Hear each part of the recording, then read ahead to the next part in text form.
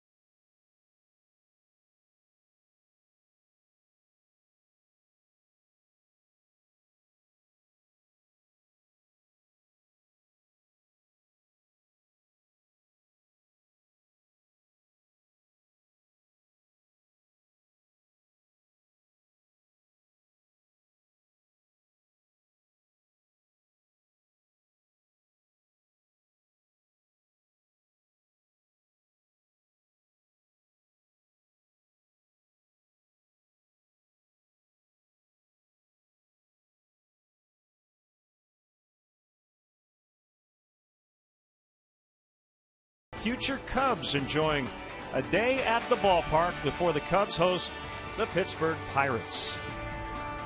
Hope to dodge the rain a little bit late, but it seems to be warming up. Very cool this morning during batting practice. Again, the wind blowing out, and it's the 3rd game of the season, and for the Cubs, already their third leadoff hitter. It's just temporary, but Starlin Castro, who only led off one time during his rookie season, will bat first for Mike Quade. Let's hear from the manager.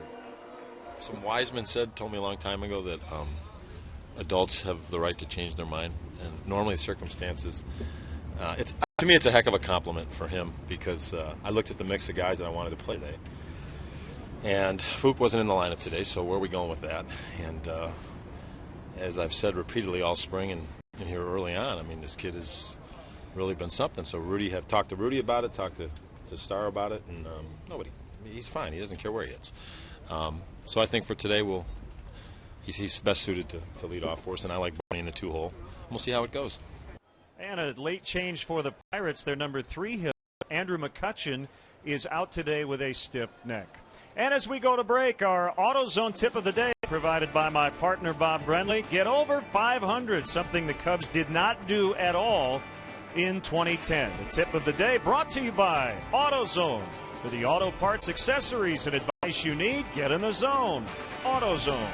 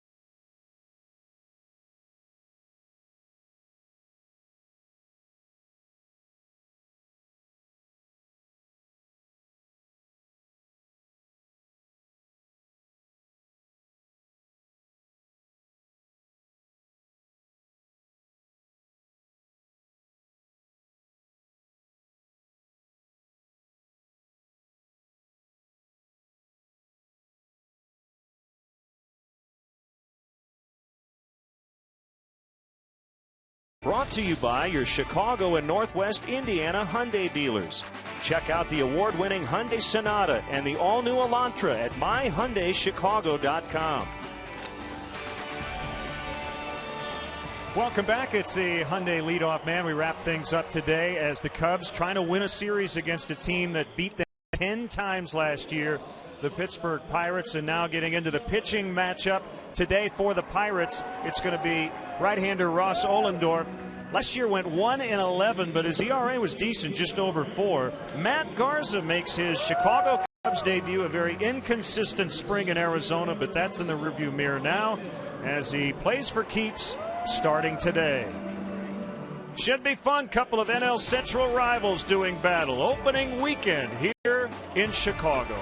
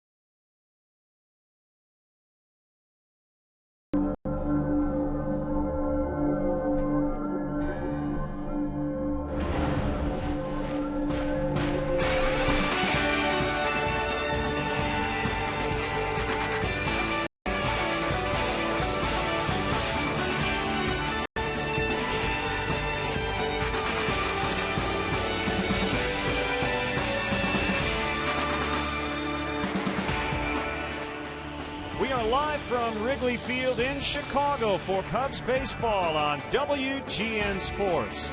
The rubber game today of the first series of the 2011 season. The Pirates won on opening day. The Cubs with a furious late comeback to take game two. We welcome Cub fans from all over the country watching on WGN America, America's home for baseball.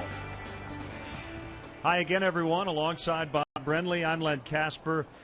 Well, yesterday the Cubs down 3-0 going into the eighth, won the game. It doesn't happen very often, but when it does, you gladly take it. Well, it certainly didn't happen very often last season. The Cubs were 2-67 when they trailed in the eighth inning, and you can imagine why. You're going to see the best bullpen pitchers that the opposing team has available.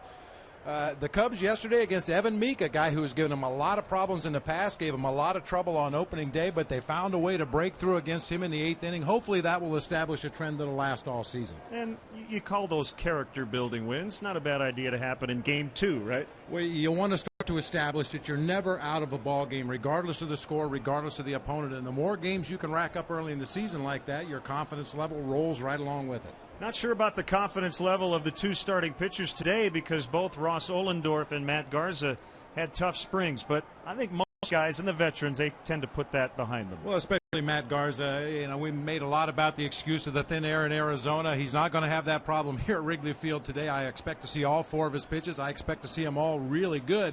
Ross Ohlendorf is a pitcher that likes his fastball, which should bode well for the Cubs. And the wind is blowing out, so the pitchers should keep the ball down today, or they might be in some trouble. Let's go down to the field. Our national anthem today, performed by Matthew Santos.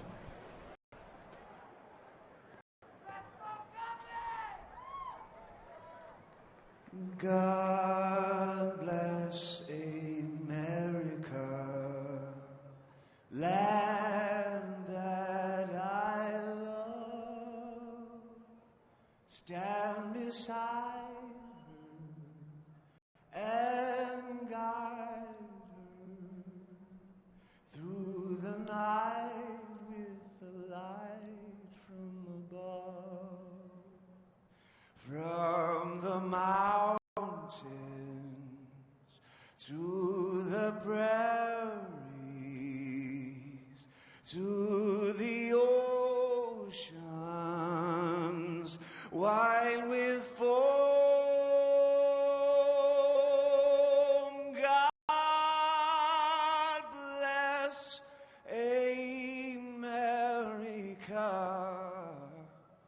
my home, sweet home. God bless America,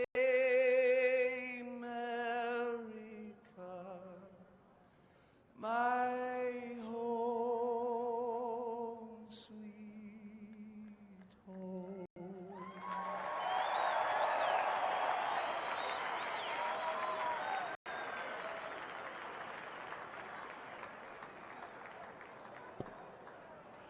Oh, say, can you see by the dawn's early light was so proudly we hailed at the twilight's last gleaming, whose broad stripes and bright stars through the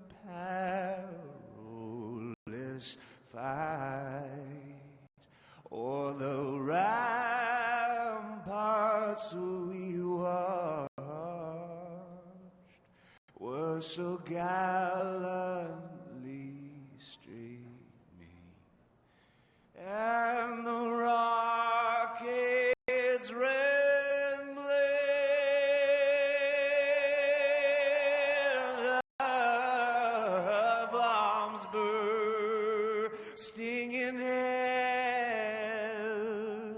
gave proof through the night that our flag was still there. Oh, say does that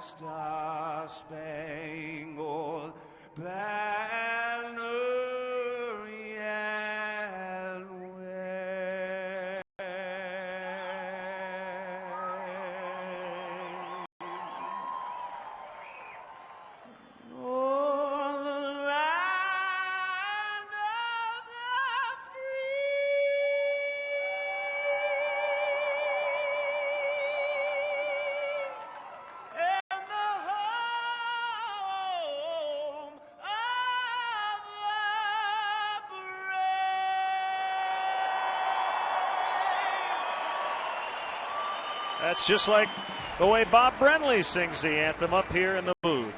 Pirates and the Cubs from Wrigley coming up.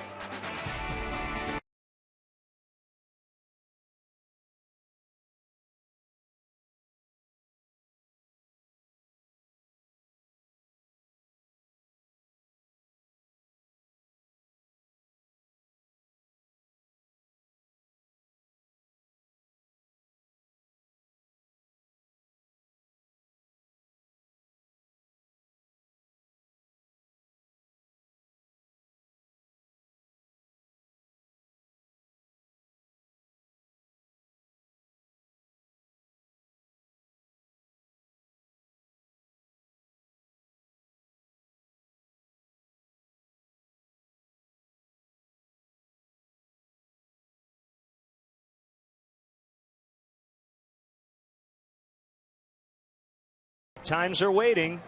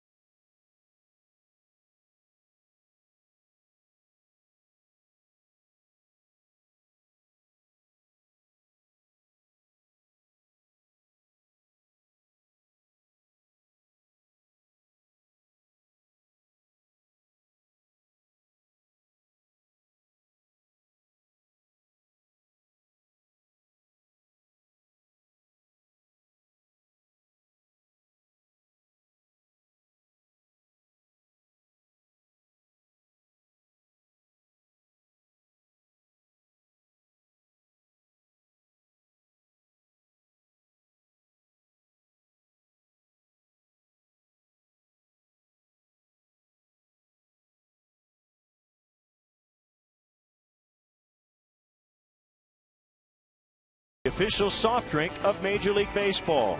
0 calories, maximum Pepsi taste. Ford, the newest vehicles on the road are now at your local Ford store, like the all-new Ford Explorer, SUV, 100% reinvented. Visit localfordstores.com. Ford, drive one. And by Mega Millions, and now Powerball from the Illinois Lottery. Chicago Cubs baseball in beautiful high definition is brought to you by Xfinity, only from Comcast. Overcast skies, the lights are on. Wind blowing out. And Matt Garza is ready for his first start as a Chicago Cub. That's what he does before every start. Saw him do it in Arizona, and no matter what the temperature is. Better wipe it off quickly before it freezes. Not quite that cold here today, but Matt Garza obviously has a lot of emotions running right now, getting ready to take the ball for the first time for the Chicago Cubs. Let's look in on the Pirates lineup Matt Garza will face today. A couple of late changes. Tabata was going to lead off and is, but he's in center instead of left. Garrett Jones was going to be on the bench, but the Chicago area native is in right. Neil Walker's going to hit third because Andrew McCutchen is out with a stiff neck. You have Overbay at first, Pedro Alvarez at third. Matt Diaz was going to be in right. He's now in left. The catcher, Jason Jaramillo's from Wisconsin, so I'm sure has family and friends here as he makes his season debut. Cedeno, the former Cub, and Ross Ohlendorf, the pitcher, hits ninth. And let's check out how the Cubs take the field defensively behind Matt Garza. Brought to you by Pepsi Max, the official soft drink of Major League Baseball. 0 calories, maximum Pepsi taste. It'll be Soriano, Bird, and Colvin across the outfield for the Cubs today, left to right. Ramirez and Castro once again on the left side of the infield. Barney and Carlos Pena on the right side. Carlos Pena, by our unofficial count, has saved at least 3 errors already for his infielders, picking throws out of the dirt. An outstanding defender over there at first base. Giovanni Soto will be behind the plate today for right-hander Matt Garza.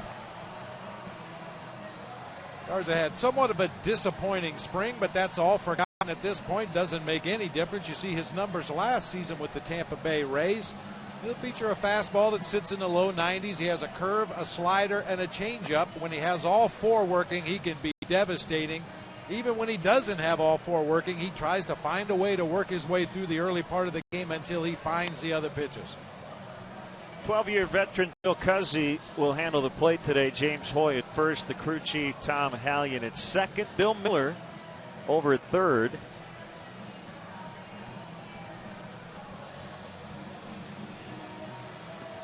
Cubs trying to get over 500 for the first time since the 2009 season when they finished with an 83-78 record.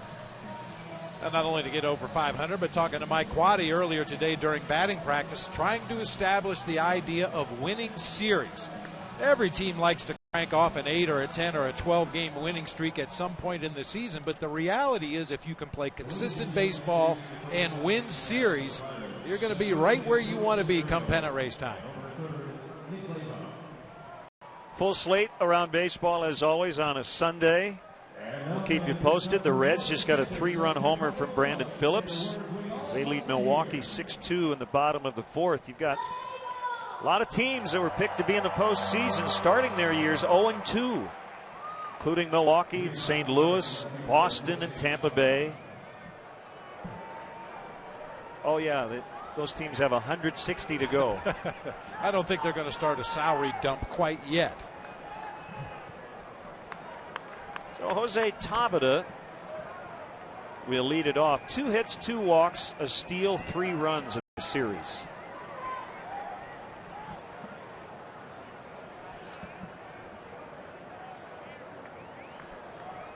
And the 27-year-old 6'4" righty deals. Ball 1 outside on a fastball, registering at 95.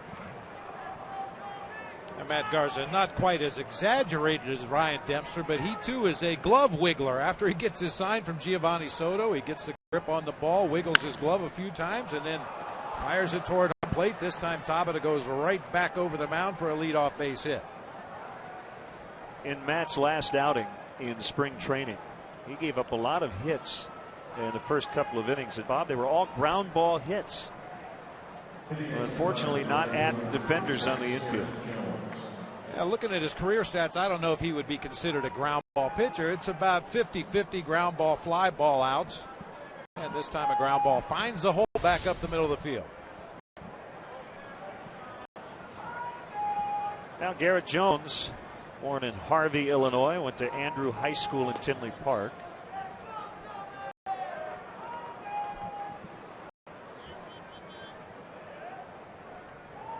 One hit in the series, it was a home run.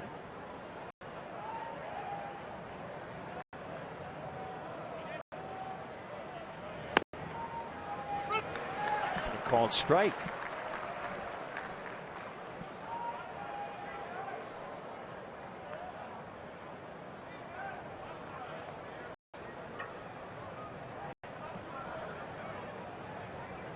Saw Jones in the 7th spot in the first 2 games of this series. He's hitting second today as he fouls it away.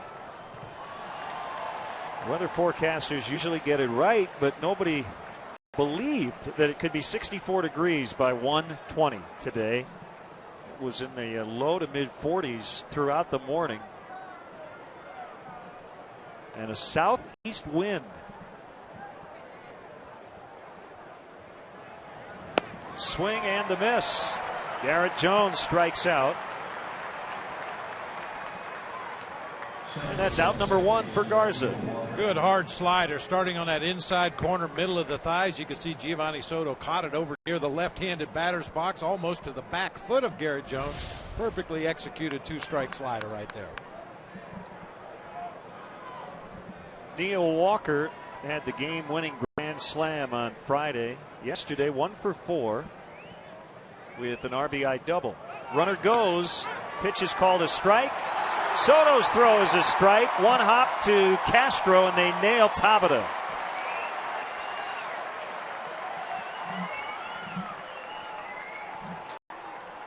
Well, needless to say, that's really good to see. Giovanni Soto had some issues with his right shoulder last year, had a surgical procedure to clean it out. The ball beat him. He's called out, even though Castro came up with the short hop, applied a high tag. It looked like Tabata may have been underneath that tag, but good to see Gio come out of the chute and unleash a strong throw like that.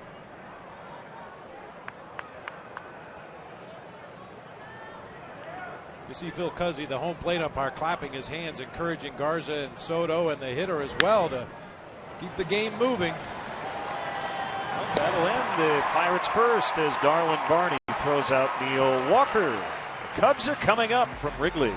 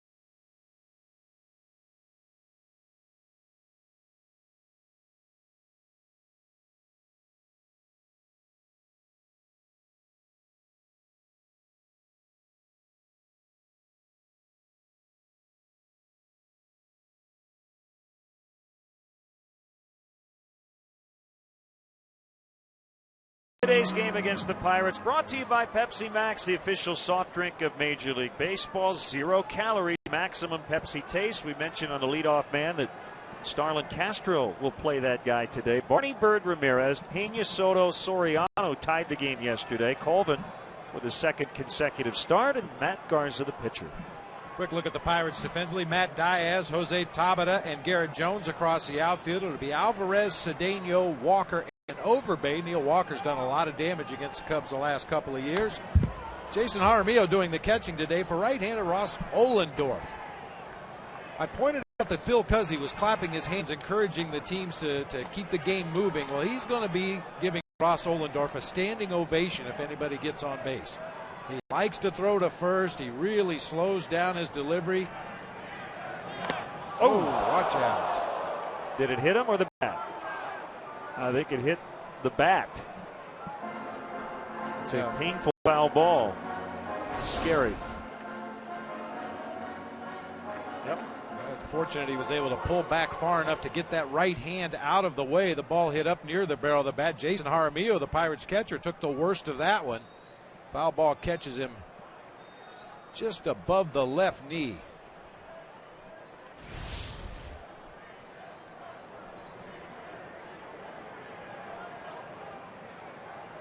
Ohlendorf making his 4th career start against the Cubs, a 1.35 ERA over his first 3. 28-year-old righty on 0-2, and Castro able to stay alive. Quaddy doesn't want Starlin to change a thing because you're hitting first.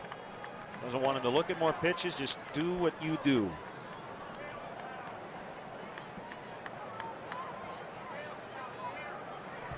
It says a lot about his maturity that the manager would even, consider moving him around as opposed to just leaving him in that 2-hole. Mike didn't want to commit to anything, but he was asked, could you see him eventually as a number 3 hitter? And he said, yeah, I think so. I hope so. I would agree.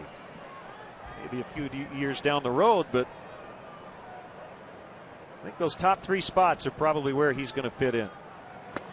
Just missed.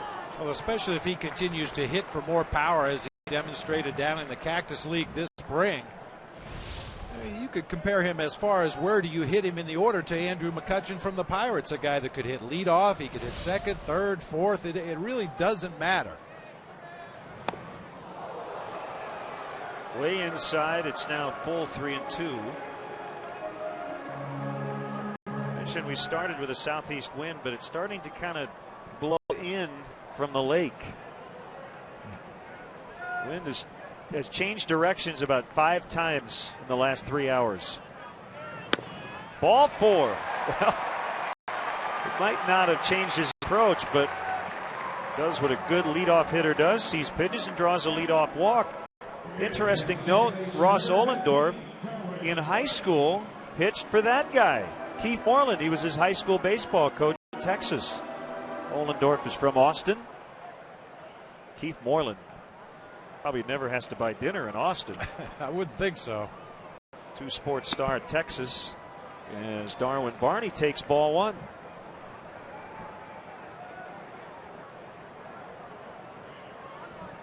Now this is where Ohlendorf will really slow the pace of the game, especially deeper into the ball game. When he gets runners on base, he really slows it down. He'll step off, he'll throw over. He has 2 written all over it, 4 to 6 to 3.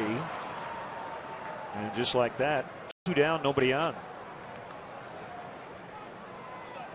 I asked Keith if he took credit for Ross Ohlendorf going on to nice collegiate academic career at Princeton. And Zonk said, no. No. Just keep him eligible. Yeah. That's all he was worried about at that time. He had a 3.75 GPA at Princeton. No problem there. Yeah. Called strike on Marlon Byrd.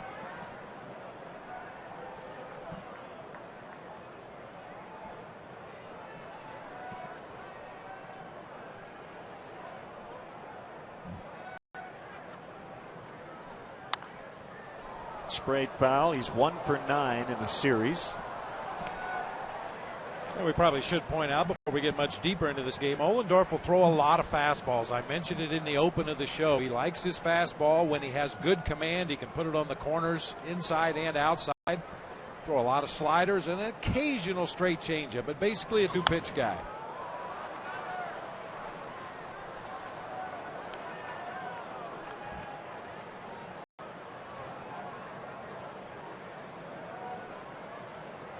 When Ohlendorf took his SAT, he was 1 correct answer away from a perfect math section. I know you were 2 away. Yeah, we have that in common. Yeah, he one-upped you. 0-0 after 1.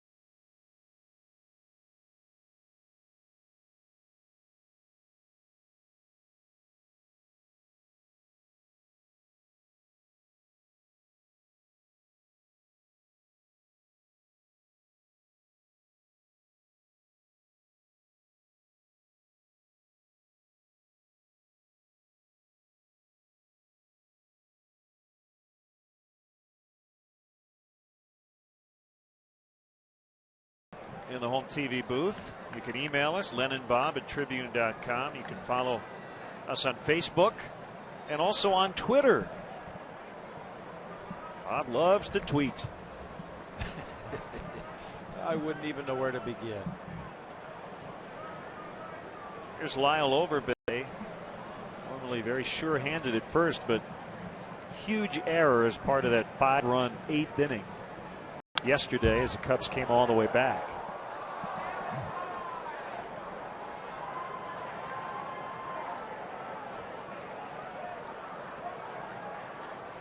Results tend to take the focus off other things that happen in a game. But Paul Maholm was very good for the Pirates. He went into the 7th, didn't give up a run. I thought Carlos Zambrano battled well. He struggled with his command all day, had some cramping in his hamstring, and then later in his right hand that knocked him out of the game in the 7th.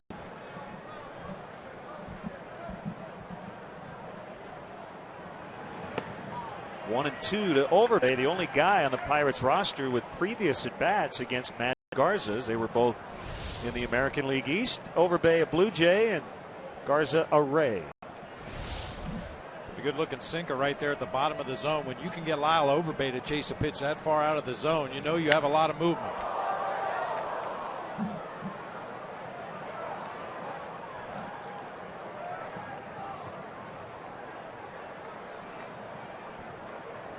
There's Tyler Colvin sitting in the stands.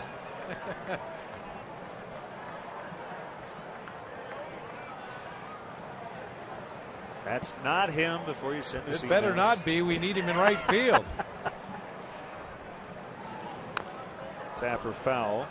36 previous at bats for Overbay against Garza. I'm sure he was right in the middle of the scouting conversation for the Pirates this morning. I don't think there's any doubt about it. That's one thing that obviously you rely a lot on your advanced scouts. You rely a lot on guys who have seen a particular pitcher or player in the past. And in the case of Lyle Overbay, he is the only bucko that's seen Garza. Couldn't get the high fastball. Strikeout number 2 for Garza.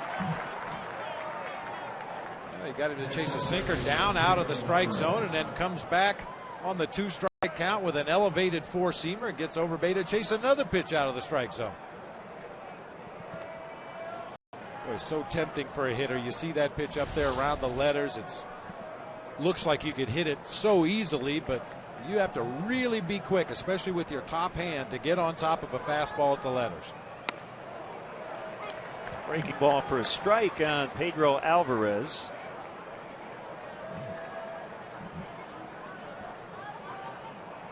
Pirates' new infield coach is their third base coach, Nick Leyva, and he wants Pedro Alvarez to be a little more aggressive on defense, take charge. He's been a little tentative in this series.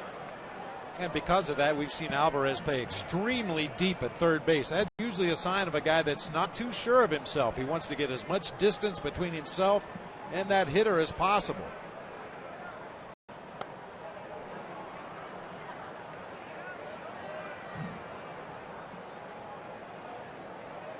I know, because when I played third base, I stood right next to the left fielder.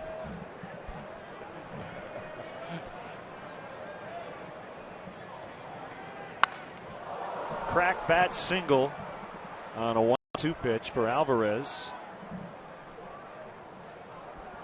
Want to see a Cubs game from the front row at Wrigley Field? Now you can. Visit Cubs.com and click on the CBOE front row seats auction to bid on tickets in the front row behind home plate and along the first base line. Front row seats will be auctioned off to every game all season long, so don't miss your chance. Go to Cubs.com and check out the CBOE front row seats auction today. Matt Diaz. Ground ball, base hit. Pena was holding on the runner, so he couldn't get it. And Alvarez will end up at third. Well, they have not hit the ball hard at all in this inning, and they're threatening.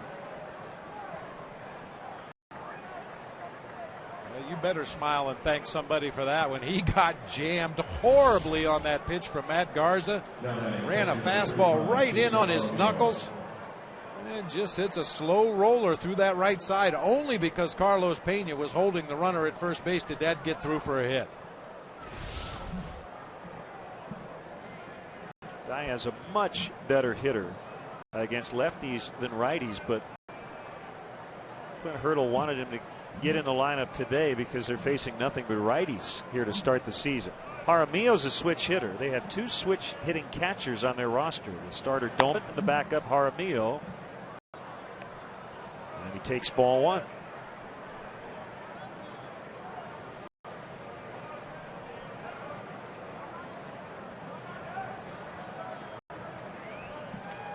Jaramillo from Racine, Wisconsin.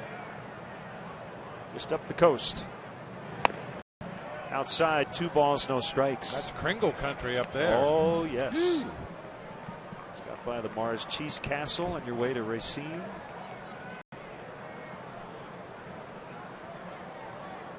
Stop by Apple Holler.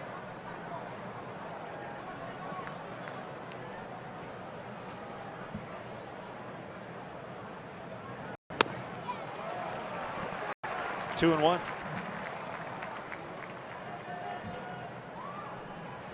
Same pitch we saw him strike out Garrett Jones with in the first inning. That hard slider that starts on the inside part of the plate, down a little bit, moves further inside. That time Jaramillo could not hold up. Caught the inside edge, 2-2.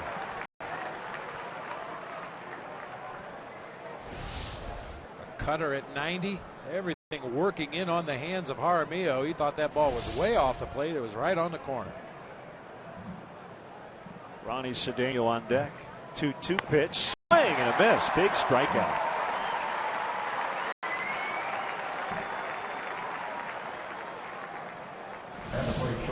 After pounding him inside with a series of pitches, they wanted to go back in there one more time. Gio was set up on the inside corner, but Garza throws the pitch to the outside corner and gets a real good result. Good miss. Sometimes you can miss your spot and the ball ends up out in the street somewhere. Other times you miss your spot and it works out all right. Cedeno without a hit in the series, 0 for 6, but he has walked twice. He's had a good approach. Seen a lot of pitches in this series.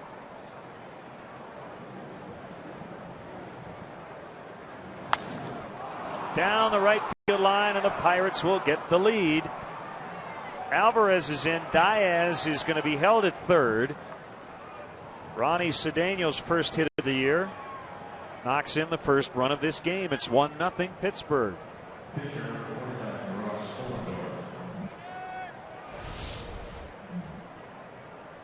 Piece of defensive hitting on a fastball up and out over the plate. Cedeno just went with it down in toward that right field corner. Coleman gets over there to cut it off, but Buccos take an early 1-0 lead. Results ultimately are what matter the most. But Ronnie looks a little bit like a different hitter, doesn't he? Just a little more patient. Yeah, taking a few pitches. That was really surprising. We saw a real tough walk after falling behind Ryan Dempster, 0-2 in game 1 of this series. Another walk in the ball game yesterday. I don't know if he's walked twice in a week in his life. So he finally gets that result with a run scoring hit. 1-1 to the pitcher Ohlendorf. 6 for 92 in his career.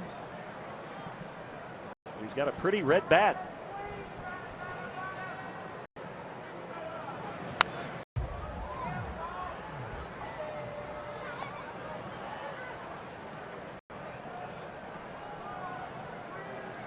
Got to think Keith Moreland, who's a pretty good hitter,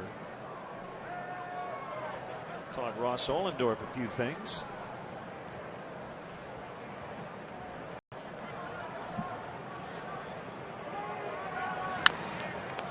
Garza snags it, flips to his Tampa Bay and now Cubs teammate Carlos Pena. Pirates get the lead, a run on 3 hits.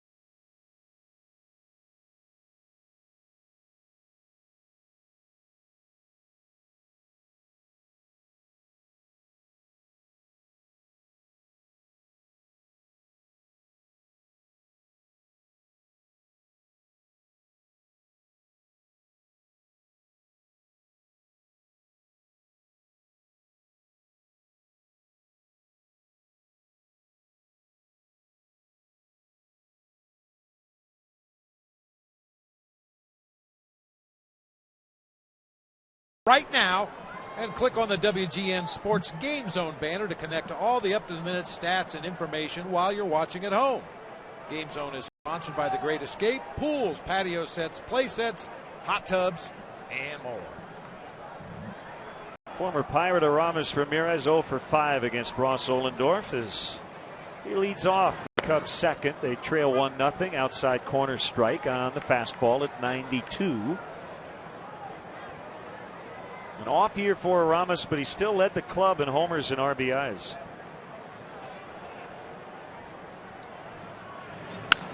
Ground ball up the middle and through for a base hit.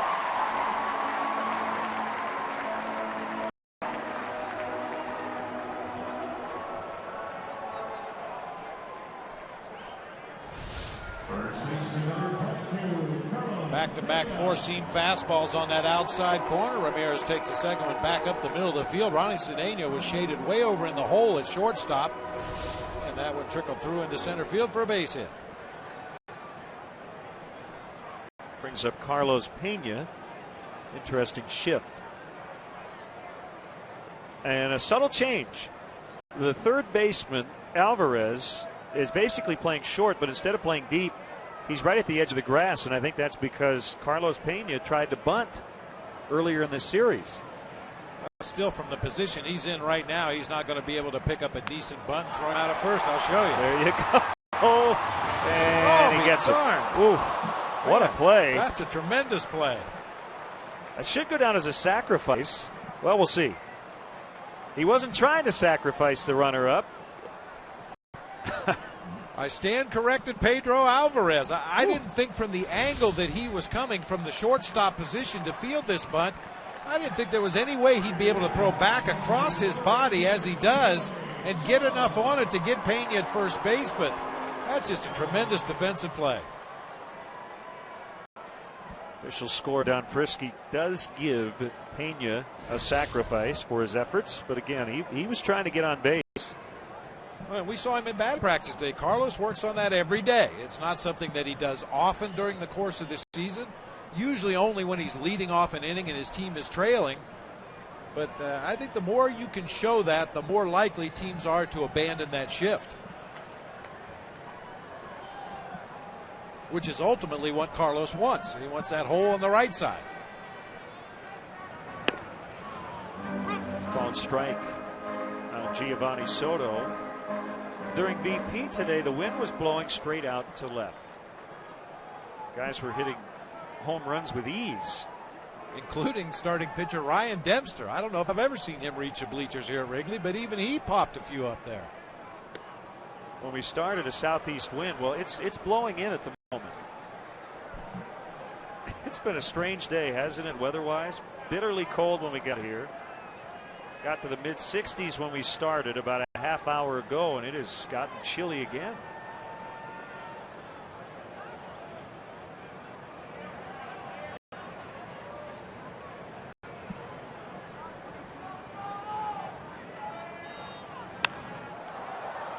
Exactly what the Pirates wanted. Pitch was up, and Soto is going to foul out to the catcher, Jaramillo.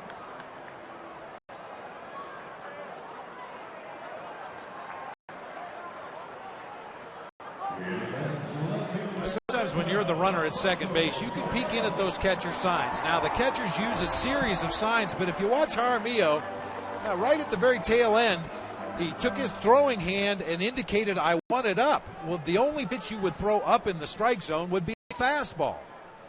If you're the runner at second base and you notice that and have enough time to relay it to the hitter, then perhaps Gio's a little better prepared for that high fastball. Now, you can go through a series of signs and hang all the fingers you want, but if the last thing you do is tell the pitcher, get it up, that has to be a fastball.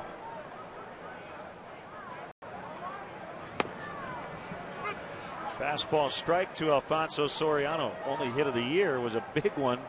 A game-tying RBI single yesterday.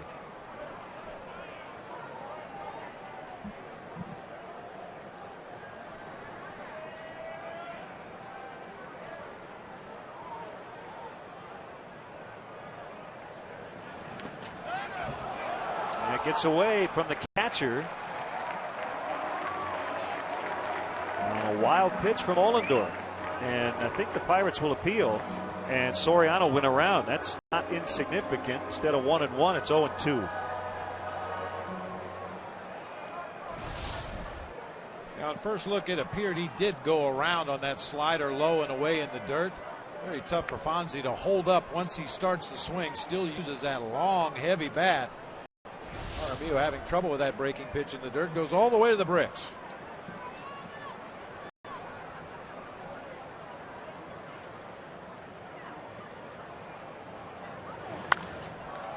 On his hands. And this will make the seats behind the tarp.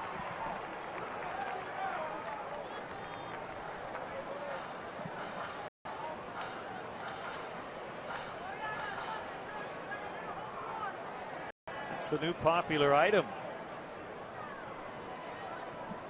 Yeah, if you haven't checked out the Cubs team shop yet, a lot of new items available this year, including that very stylish cap that gentleman's wearing.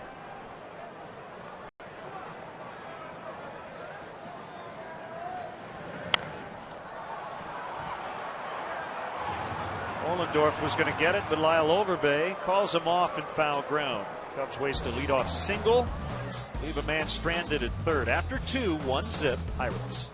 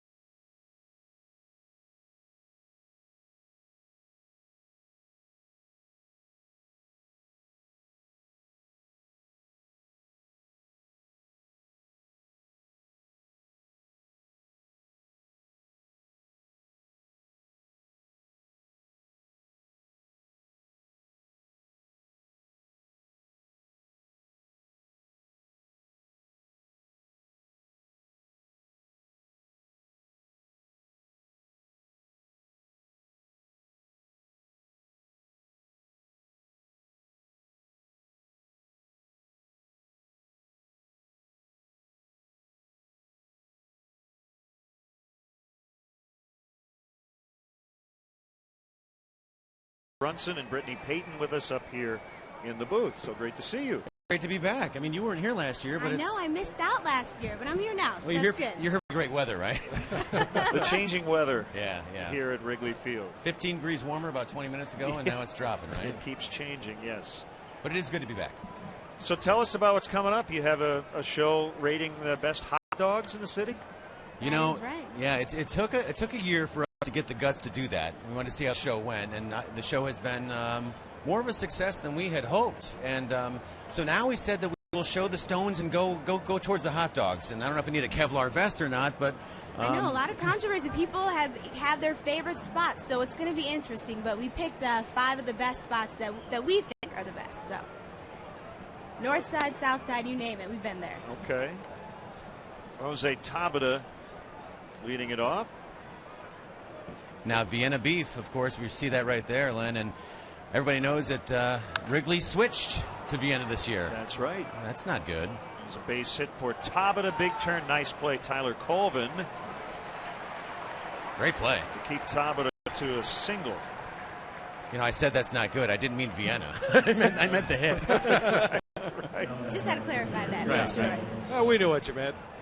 And this was a very nice play by Tyler Colvin in right field. Hold him to a single. Here we go.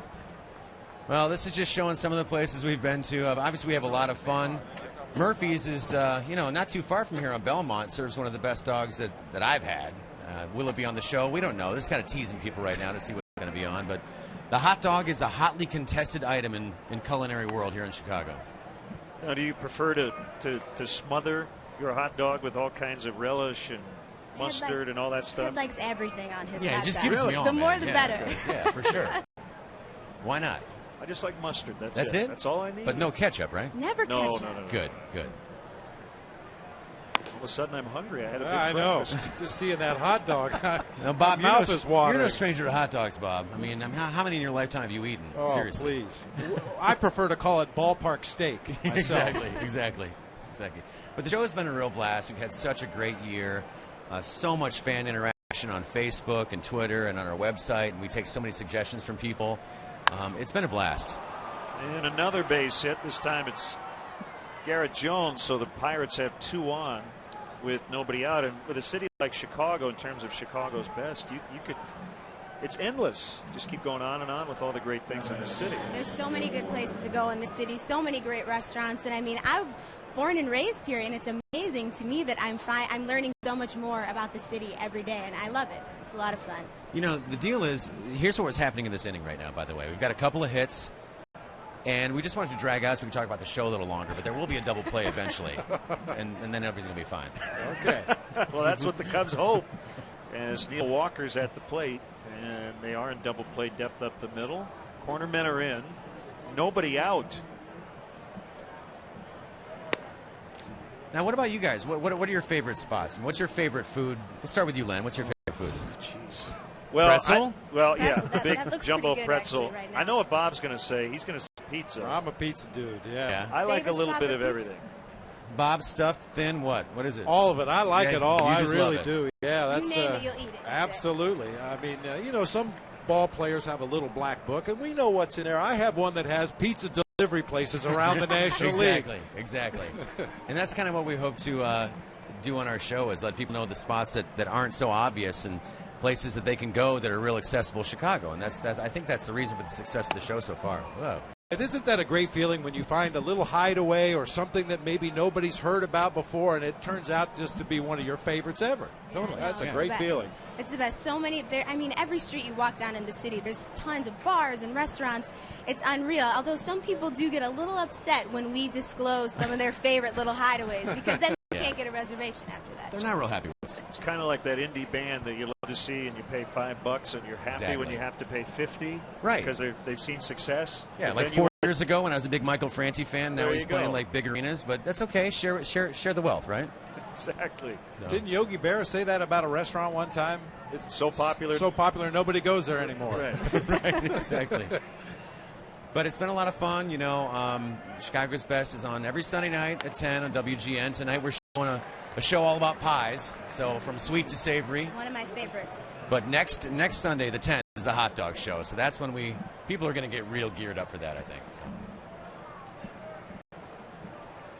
That youngster enjoying a hot dog here at the There you go. ballpark today. That's his best right now. 3-2, big pitch here for Matt Garza, and he gets a foul ball. And are you guys believers that the venue makes a difference in how food tastes? I mean, everybody's had a hot dog at some point in their life, but there's no hot dog like a ballpark hot dog. That is true. There is something to be said for that, right? Yeah, that is true. I mean, especially even if you're not at the ballpark, if you go to a place that feels like an old school hot dog stand, or a place Where you that's go been there in, for there's no seats around. All you got to do is walk up to the counter. You can eat your hot dog double play. standing up.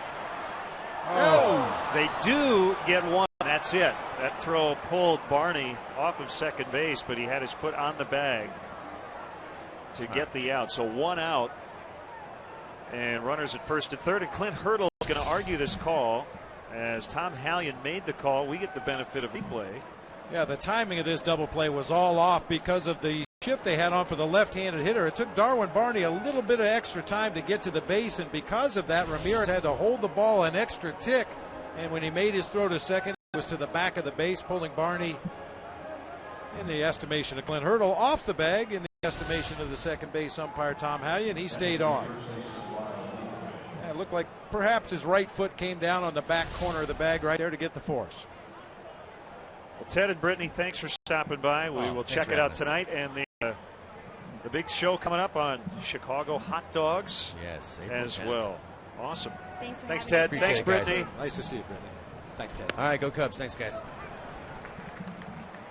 1 strike on Lyle Overbay as Matt Garza looking for another ground ball, preferably at one of his middle infielders here, and get out of this inning. Put the first 2 on with nobody out.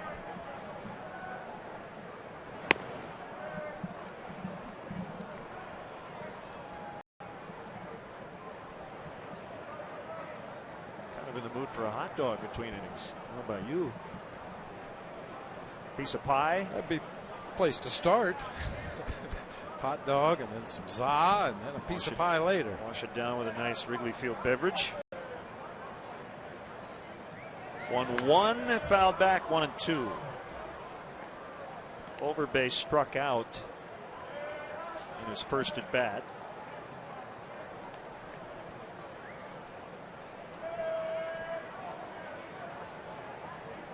Pedro Alvarez on deck.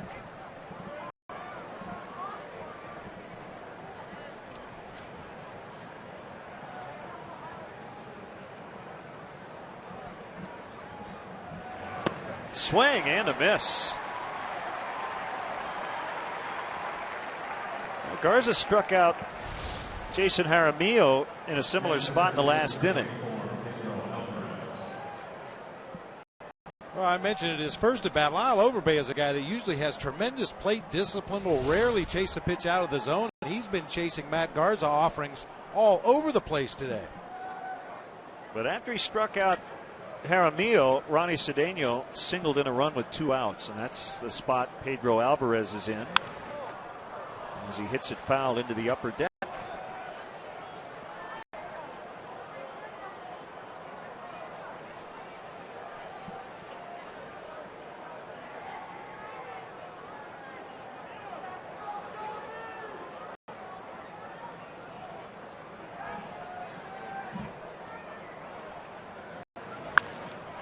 And another 2-out RBI hit. So back-to-back innings, Garza gets that big strikeout with a runner at third. Well, with 2 down, Cedeno in the second and Alvarez here in the third. It's 2-0. It appeared to be a curveball that hung up just enough for Alvarez to make the adjustment. He got out on his front foot, but he was able to keep his hands back. Waits on that curveball and drives it into center field for an RBI base hit. That's just a nice piece of hitting right there.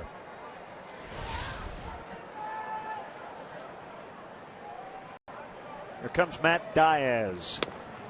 Ball 1. Mentioned the splits are pretty stark. He's a .334 career hitter against lefties, .269 against righties. A lot more power versus a left-handed pitcher as well. Cub fans, make sure you check out our WGN Baseball blog on WGNTV.com. I have a post on yesterday's win. We have Robert Redford's first pitch from Friday, all kinds of photos.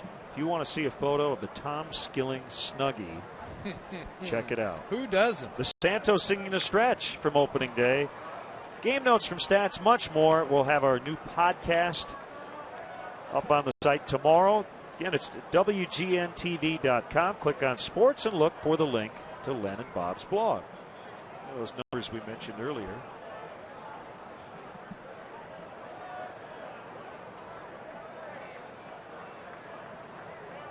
And more at bats against righties and lefties, but a lot more homers versus lefties. Gio will fire to first. 5th strikeout for Garza, but the Pirates add 1 and now lead 2-0.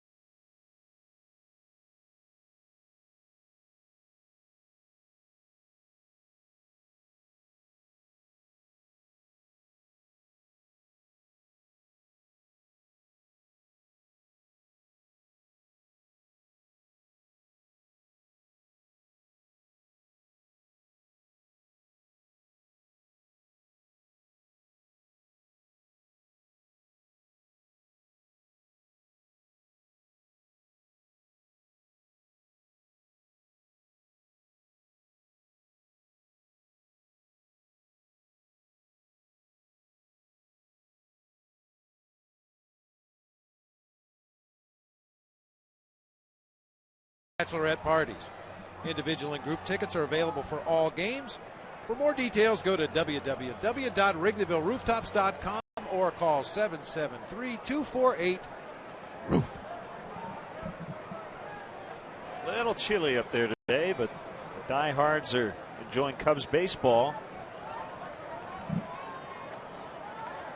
Tyler Colvin will get his first at bat against Ohlendorf. Colvin hitting 8th. How about this job? A guy named Mike O'Hara has been hired by Major League Baseball to watch every game. Diving stop. Neil Walker gets up, throws out Colvin. 1 away. So Mike O'Hara is going to watch all 2,430 regular season games. There were 10,000 people who applied for this job. They have what they call the Fan Cave in New York. He's going to be on Twitter, so he'll tweet his thoughts on the game, of online videos. I'm trying to think of how much baseball that is. 2,430 games. It's a lot of baseball, a lot of hot dogs, a lot of beverages. I want to know how much weight he's going to gain during the season. He was quoted in the New York Post saying, "I don't want to end up 2 sizes larger by the end of the year." Not a bad job to get paid. We get paid to watch baseball, talk about it. He's going to get paid to watch every game of the season. Wow. So, Mike, if you're listening, congratulations. We think.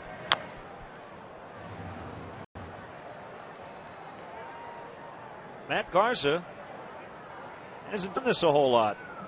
0 for 11 with 9 strikeouts in his career. He has walked once.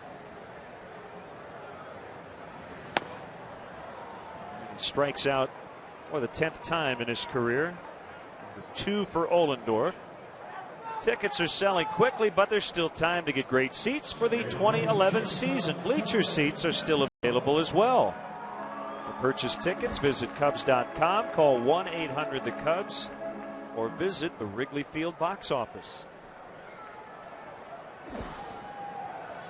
I don't know if Matt Garza will ever be a good hitter, but I have a feeling he's going to be a good bunter. He seems to have Ryan Dempster's motivation in that regard, and I think he'll get better and better at that as the season goes along.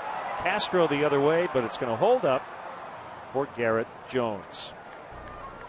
Shutdown inning for Ohlendorf after his team gave him a 2-0 lead in the top of the inning.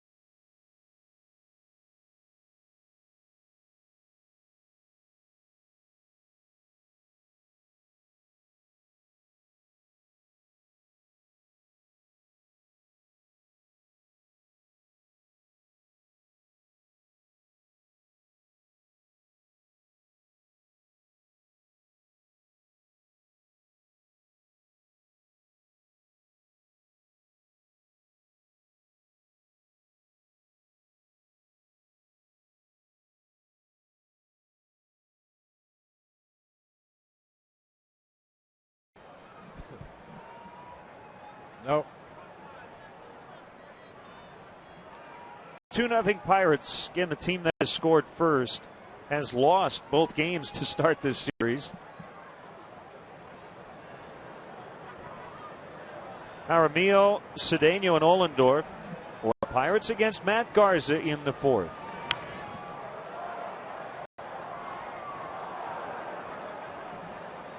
Just to follow up on the MLB fan cave, Mike O'Hara joined this year by Ryan Wagner.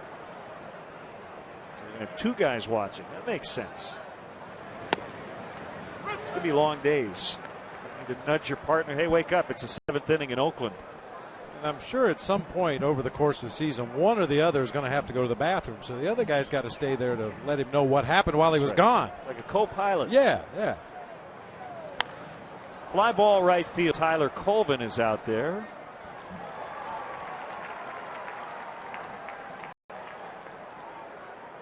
Chicago Cubs baseball on WGN TV is sponsored in part by Mega Millions and now Powerball from the Illinois Lottery.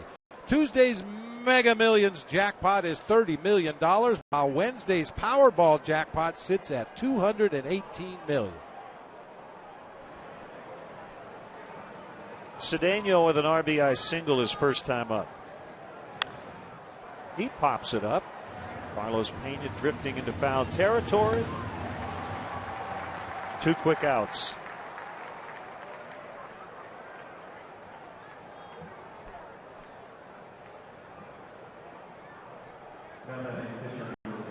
Well, and we've talked at length through the first two games of this season about Carlos Pena's defensive prowess down there at first base.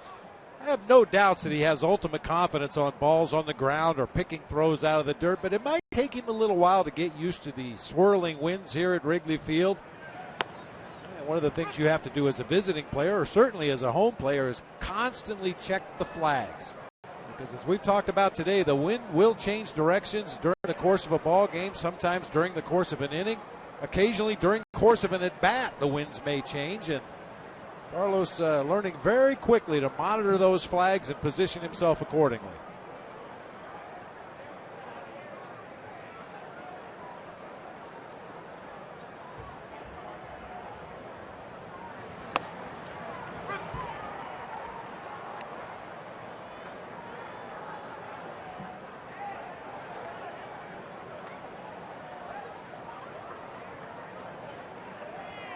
Zach Galifianakis showed up. Got all kinds of lookalikes here at the ballpark. In the dirt, 2-2. Celebrity impersonator day here at Wrigley.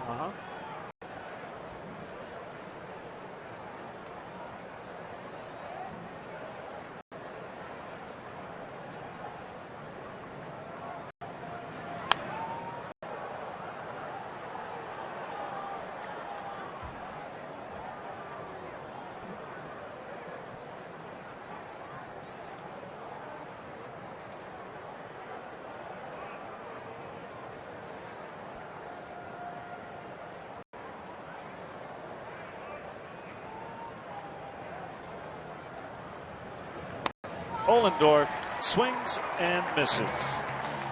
Pirates lead the Cubs 2-0.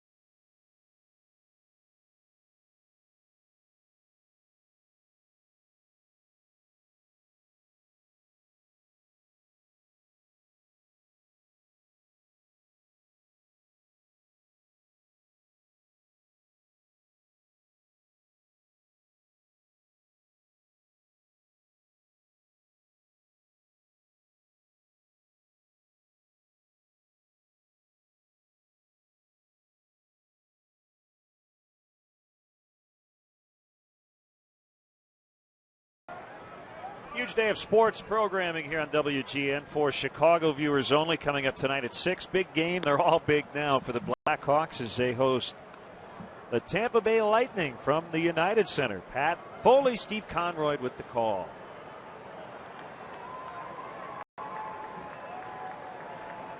Only one game here at Wrigley today, but it looks like a lot of fans are going to turn it into a doubleheader. Ball game at Wrigley in the afternoon and a big hockey game tonight.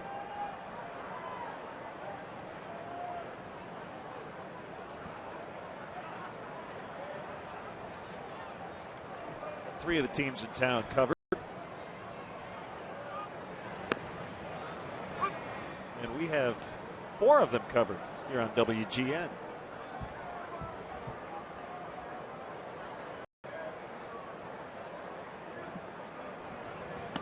Side to Darwin Barney.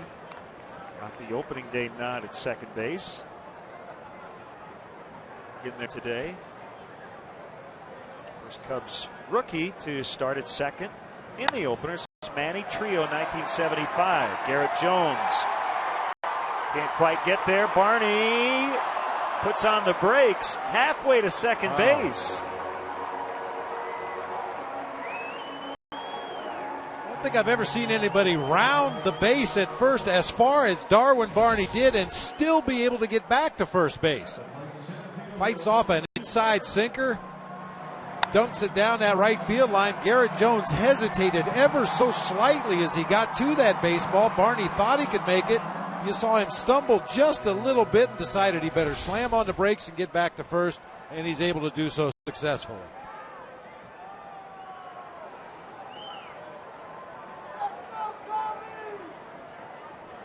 Leadoff man is on. Here's Marlon Byrd.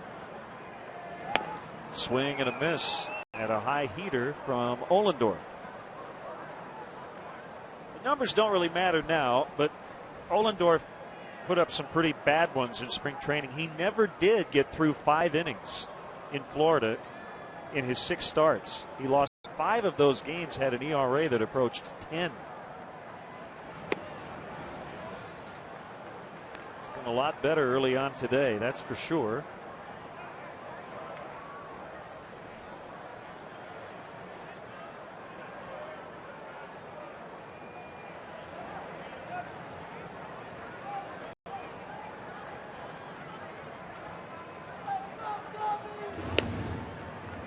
Some in the blogosphere snickered when they saw that Ross Ohlendorf won his arbitration case in the offseason in spite of a 1-11 record last year. Well, we mentioned he went to Princeton. He helped handle his own case. I'm assuming he chose some of the more important numbers than just wins and losses. Remember, the Pirates lost 105 times, so the fact that he lost 11 games is not terribly surprising. His ERA, Bob, was exactly the major league average at 4.07. So if your ERA is right in the middle, you'd think he'd be closer to 500 than 1-11. And the bullpen did blow some games that he was in line to pick up a victory last season, but you can see why people might snicker at the arbiter's ruling.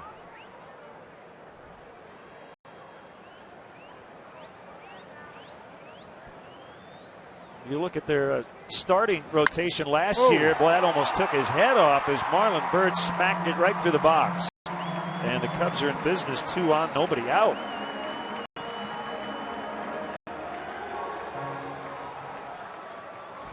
Like a bullet, right back through the mound on a fastball away, right off the barrel of the bat. Fortunately, Ohlendorf able to duck underneath that line drive as it made its way into center field. Cubs have it cooking here. You wouldn't know it by what the Pirates staff has done in this series, but last year as a group, the starters were 34 and 84. 84 losses by their starters alone.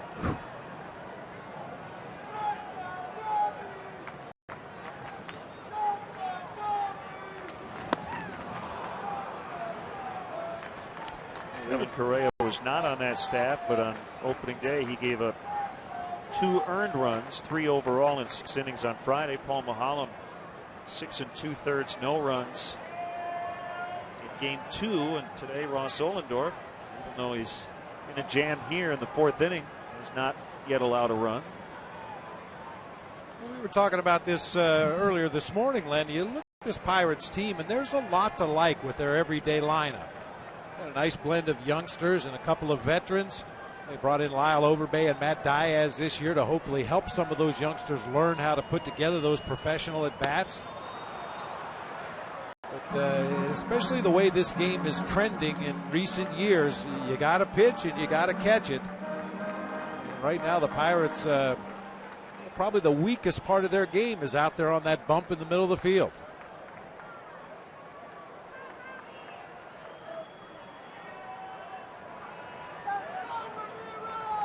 Not a great start to this at bat for Ramirez. 0-2. But it ends well. Barney's going to be held by Ivan De Jesus. He had to make sure the liner got through, so he hesitated at the start. There are no outs, and the bases are loaded. Well, it didn't start out as a good at-bat for Aramis Ramirez, but it ends well. Ollendorf was trying to elevate a fastball. He ends up leaving it right in the middle of the plate on the inside corner, and Ramirez just fights it off for a soft liner into center. Fans reacted because Tabata right there held the ball initially. There's no way for Ivan De Jesus and Darwin Barney to know that Tabata was not going to come up firing to home plate. And with nobody out in the inning and your 5, 6, 7 hitters making their way to the plate, I think that was the right move.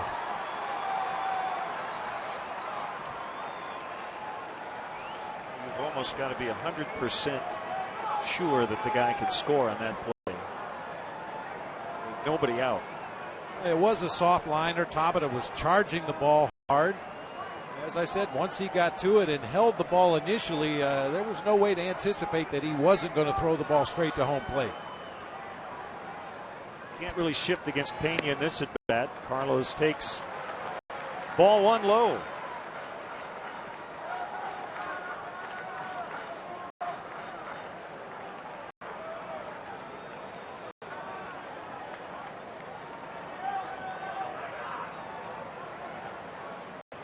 To help out his pitcher here, trailing 2-0.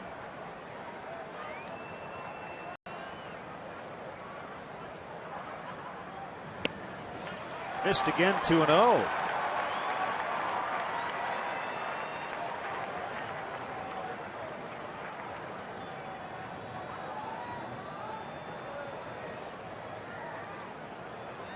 Seven grand slams in the career of Carlos Pena. Hasn't hit one as a member of the Cubs yet.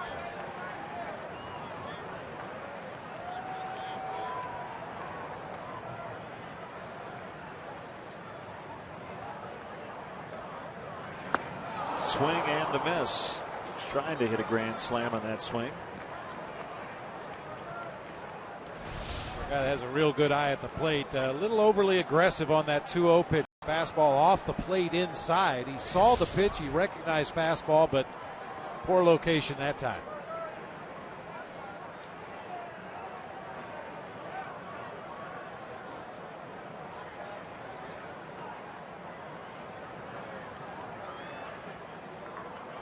Say two of the smartest guys in baseball. Ross Ollendorf, Carlos Pena. There's Barney at third. Bird at second. Ramirez at first. 3-1.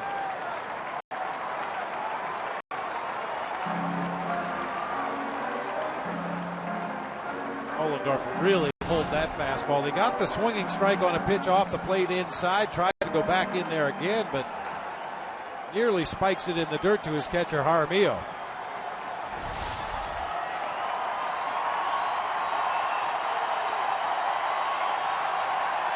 Fan making some noise. Big spot in this game. 3-1 on Pena with the bases loaded. Here's the pitch. 3-2.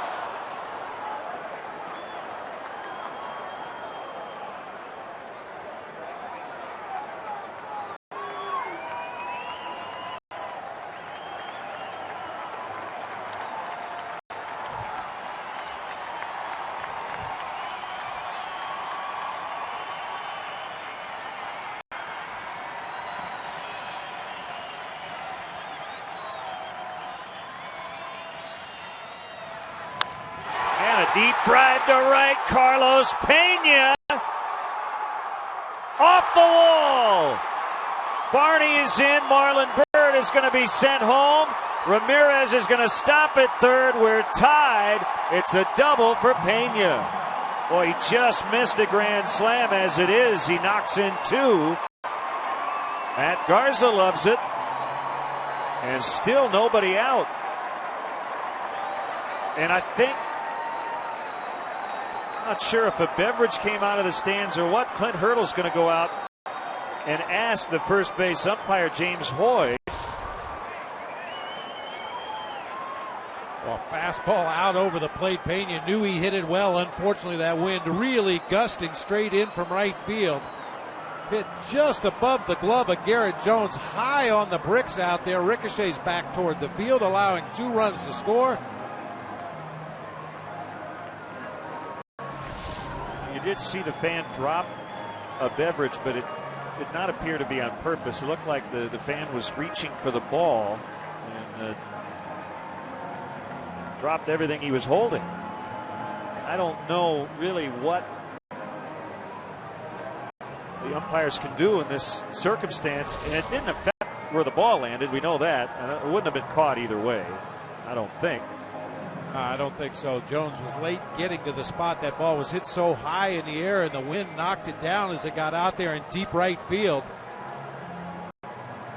He was late getting to the spot, and the ball was above his glove on the bricks anyway. I don't believe that accidentally spilled beverage affected the play whatsoever.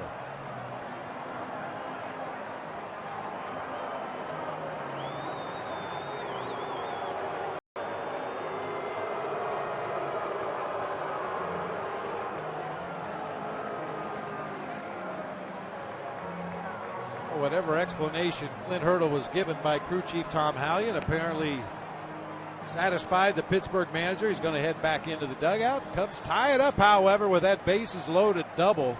Nearly a grand slam for Carlos Pena. Second and third, nobody out, and 4 consecutive hits to begin this inning. And Ohlendorf will work from the windup against Giovanni Soto. Swing and a miss.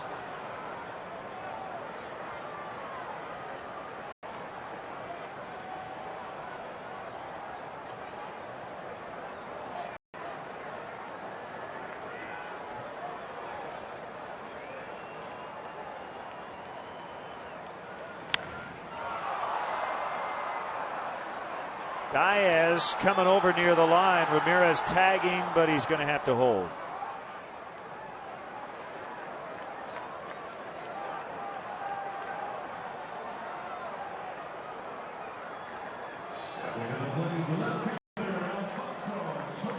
I'm surprised we're not seeing any activity in that Pirates bullpen. As you mentioned, Len, Ohlendorf pitched into the 5th inning only 1 time all spring. Went 4 2/3 in that ball game. As I've mentioned repeatedly here in the early going this season, you're going to need a lot more middle relief than you anticipate when you break camp. There are going to be outings like this. Ohlendorf's pitch count starting to creep up there. Starting to leave more pitches in the middle. Ramirez about a third of the way down the line before retreating. Pirates bringing their infield in here with 1 out.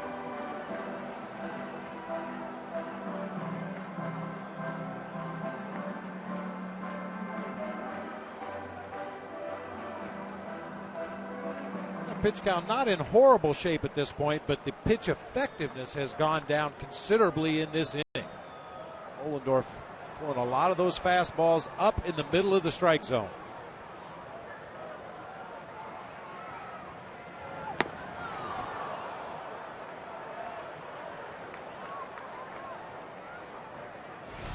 Another 92-mile-an-hour heater. That's up in the middle of the strike zone right there. That's what most fastball hitters look for when they go to the plate. It's the slider. It's 1 and 2. Colvin on deck.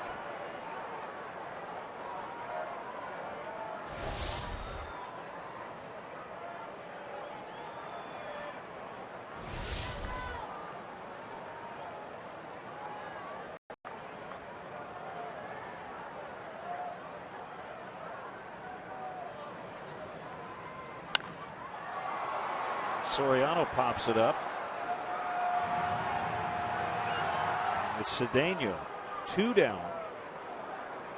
And now Ohlendorf has a choice, and I would be shocked if he doesn't intentionally walk Tyler Colvin with Matt Garza now coming into the on-deck circle. Now, certainly it would seem to be the percentage move. Not only is Matt Garza a pitcher, but he's a pitcher coming over from the American League that hasn't had a lot of experience swinging the bat. We know Tyler Colvin is a very dangerous left-handed hitter. If you had enough faith that Ohlendorf could execute his pitches, you might allow him to try to pitch around Tyler Colvin and get him to chase some borderline pitches. But as we've seen in this inning, Ohlendorf is not hitting his spots as consistently as he did in the first 3. It's Ray Searage, the Pirates pitching coach. Hey, the 6th annual Chicago Cubs Charities Race to Wrigley 5K on Saturday, April 16th begins at Clark and Addison. Continues through the Wrigleyville neighborhood, finishes with a run down the Wrigley Field concourse and under the famous marquee. Each participant receives a performance management race t-shirt. Personal fundraising proceeds benefit Children's Memorial Hospital. To register, visit Cubs.com/race.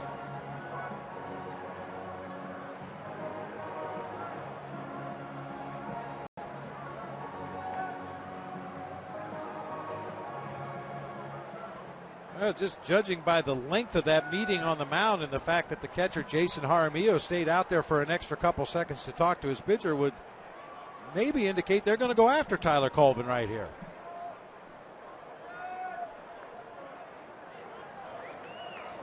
Nope, guess not. Ooh. Well, it was up, but it was barely off the plate.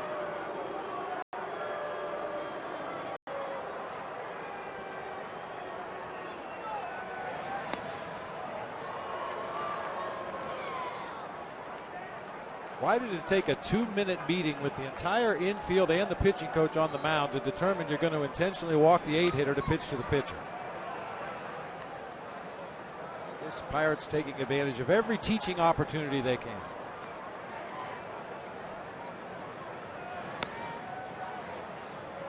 So there's ball 4, and here comes Garza.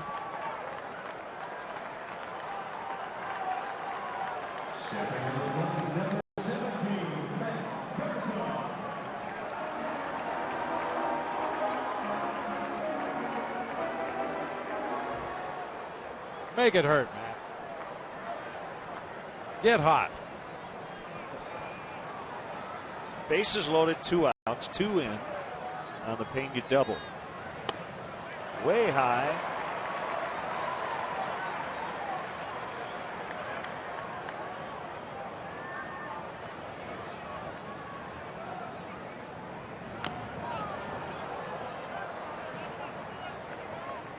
Cincinnati close to a sweep. Start its season against Milwaukee, 12-3 Reds after 7. Wolf got knocked around today as Garza is down 1-2. Bronson Arroyo's gone 7 innings. He's battling mono, but has pitched well today in his season debut. A lot of home runs in that game. Popped out of the mid of Jaramillo, makes it a foul ball. And the bat continues. Weeks and Braun have gone deep for Milwaukee. Gomes, Phillips, Hannigan with 2 for the Reds.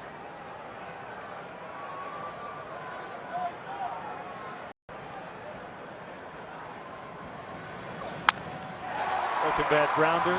Overbay will scoop and touch the bag, and that's the inning. 4 hits, 2 runs for the Cubs. They do leave them loaded. It's 2-2 after 4.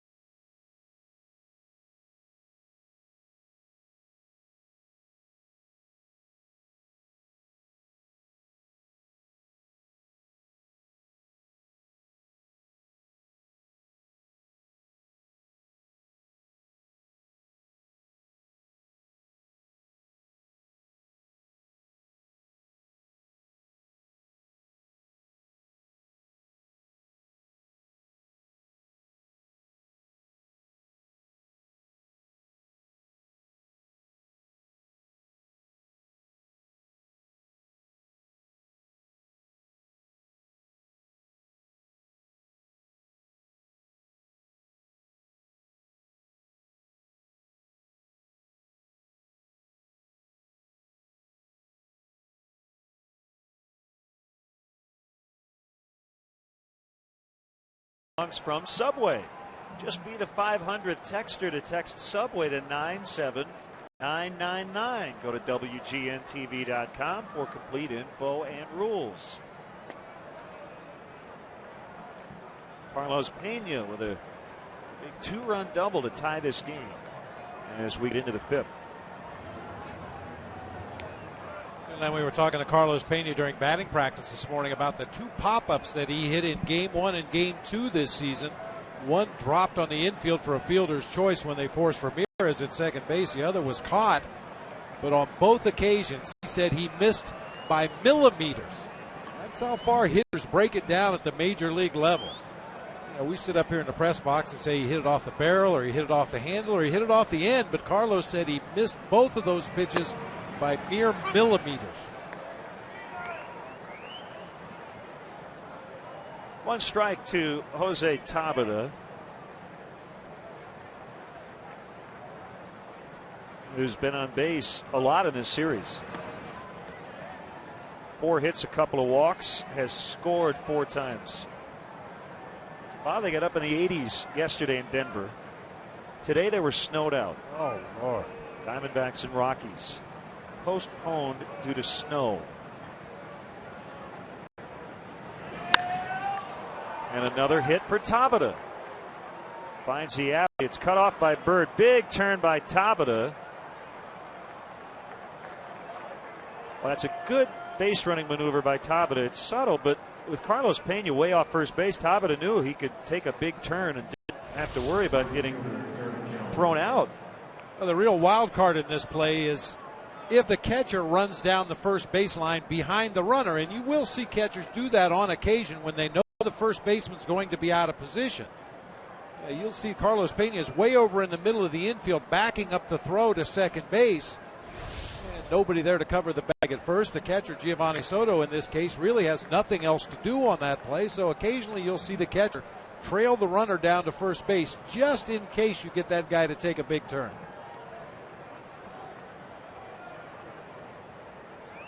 It's 8 hits now for the Pirates.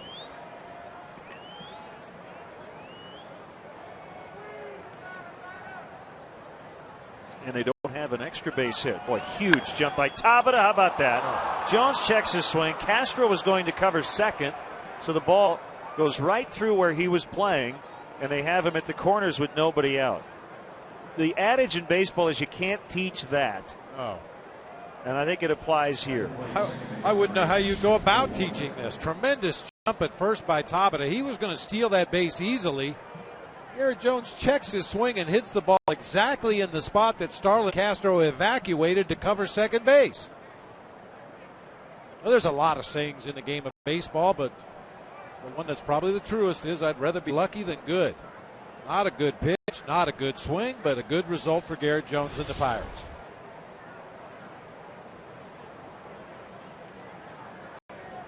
They seem to be poised to retake the lead as Neil Walker takes a strike on the inside corner. So the Diamondbacks, no matter what the temperature is here tomorrow, will probably feel like it's better weather here than it was in Denver.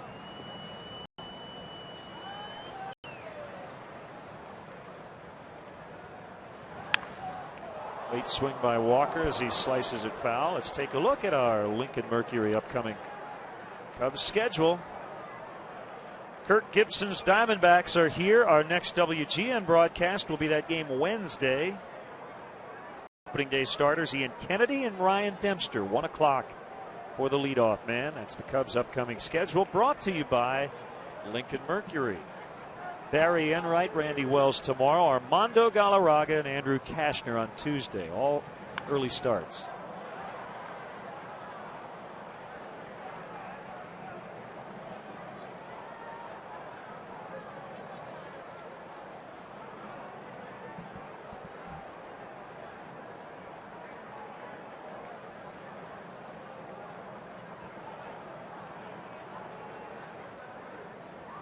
Garza needs a strikeout.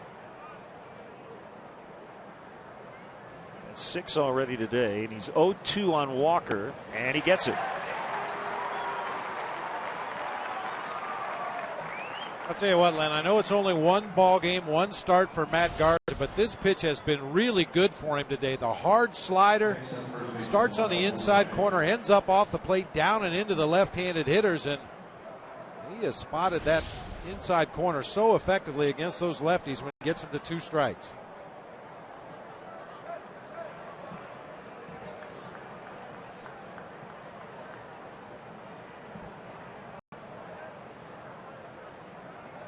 Well, the guy most familiar with Garza, Overbay, has punched out twice.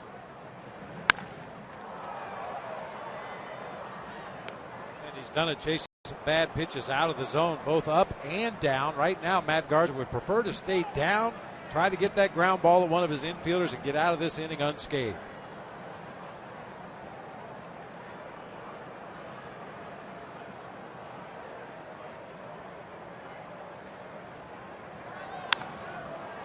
Oh, 2. Oh, yeah, you hate to be scathed. Yeah, if you're a pitcher. That hurts. Alvarez on deck, 2 for 2.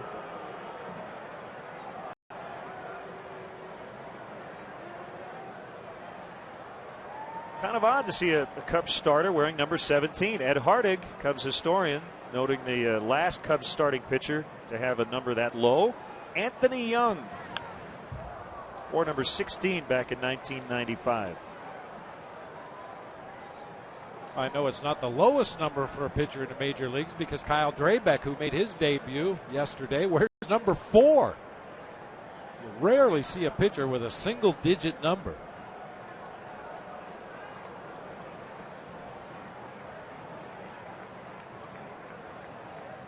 Another 0-2.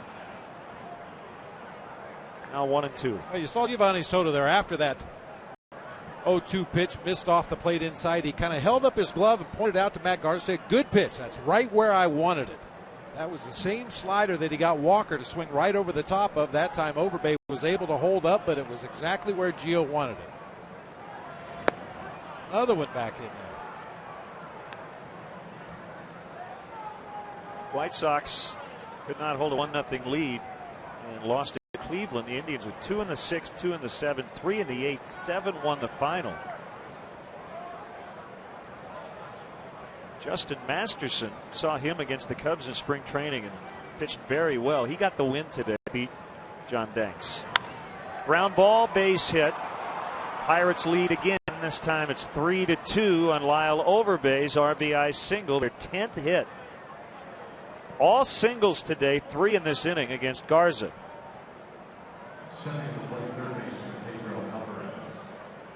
Garza had beaten Overbay to the strike zone with his fastball earlier in the sequence, but this time leaves one down and over the heart of the plate, and Overbay is able to get the barrel on it and roll it through that right side for an RBI hit.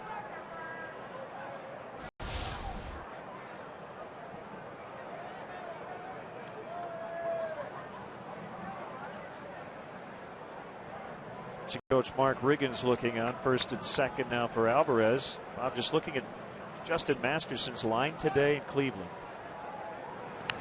As Alvarez had a good rip at that pitch, fouled it back. 7 innings, 7 hits, 1 run, walked 2. Didn't strike out anybody. He's got that very heavy bowling ball type sinker. 16 groundouts. Ooh. So it was really working for him today. Had the sinker working and kept it down. High fly to deep right. Tyler Colvin takes a look back. He's on the warning track. Wind helping a little bit here. Not blowing terribly hard. They've got a shot at second as Overbay is safe. So Jones and Overbay both advance a base.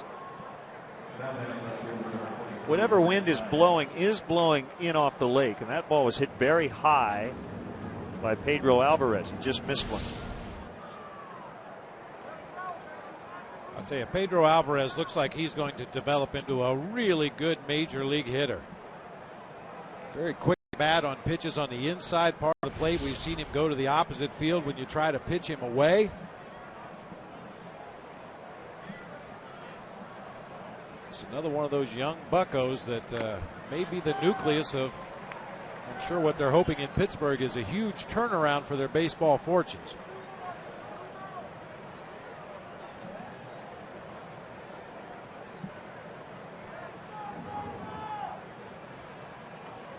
Interesting here against the right-handed hitting Diaz. With 2 outs, Ramirez is in at third.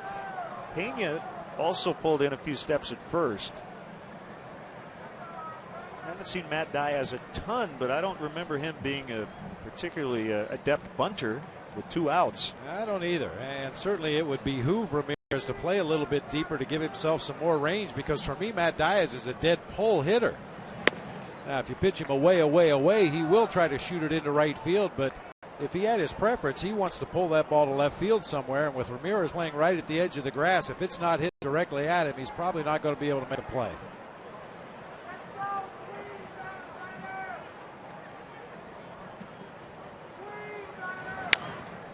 A bouncer to Castro. And that's it. But the Pirates bounce back after the Cubs tied it up. Overbay with the big hit. It's 3-2.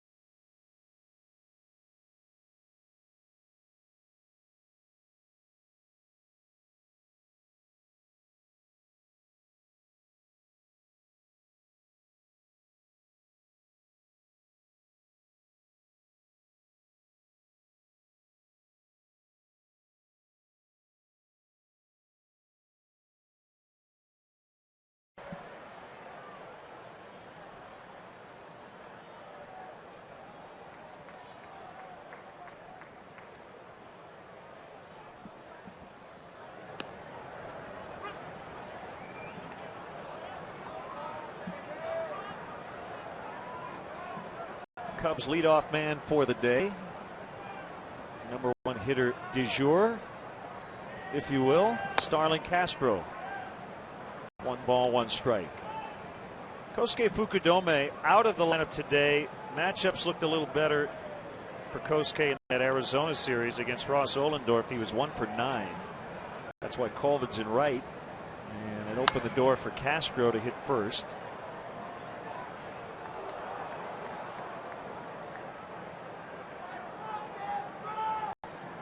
Cubs rookies at Wrigley Field. Last year, going back to 1946, Castro on a list with 2 Hall of Famers, Sandberg and Williams. Pretty impressive. Starlin's the youngest player in Major League Baseball. 21 years, 10 days. Able to hold up 2-2.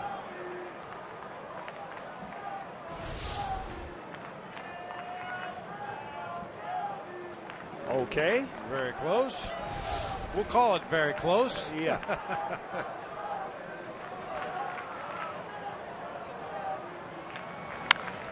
Fly ball center field and deep. Tabata back on it. Off the wall. Castro making the turnaround second, on his way to third. He'll get there. I would say that check swing looming large now.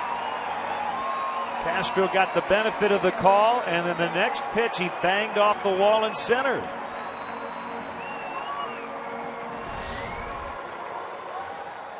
The newfound power of Starlin Castro going to straightaway center field over the head of Jose Tabata. That ball took a weird carom off of the sleeping ivy, got away from Tabata, allowing Castro, who was running hard out of the batter's box, to not only round first, go to second, but round second and go to third with a leadoff triple here in the fifth.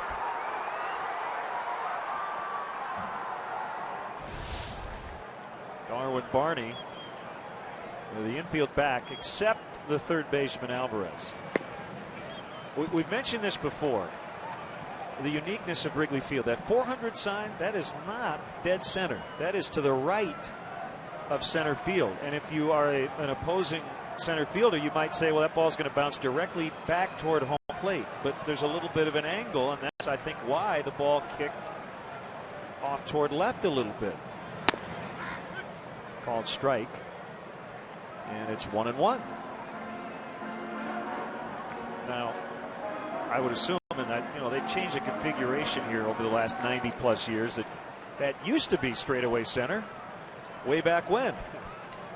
Well, we've got a great vantage point for it. We're sitting almost directly behind home plate, and if you draw a straight line, that'll get the run in to tie it up as Diaz makes a catch. Castro will score, sac fly, Darwin Barney.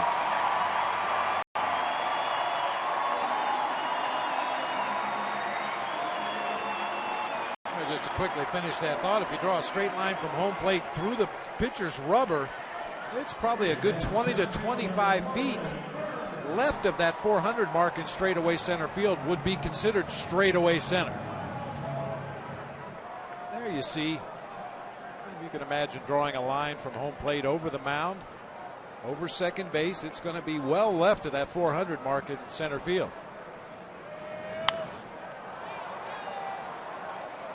The Cubs quickly get that run back. The triple by Castro, and his double play partner Darwin Barney knocks him in with a sacrifice fly.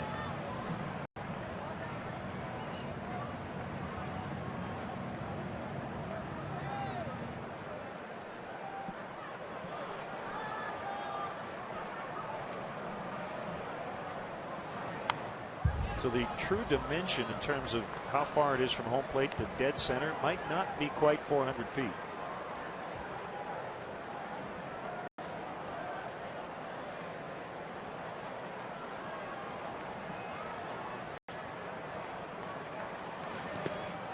One and two.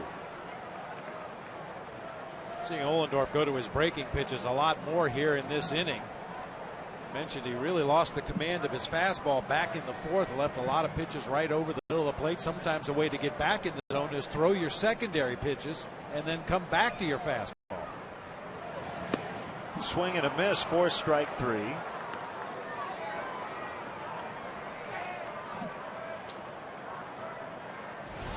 And he does go to one of his secondary pitches, the hard slider down low in the zone, ending up nearly in the dirt to get the swinging strike from Marlon Byrd.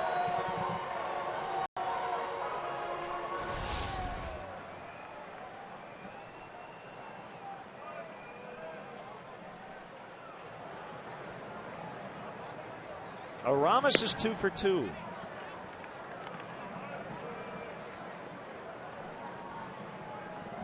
Garza has found a way to limit the damage.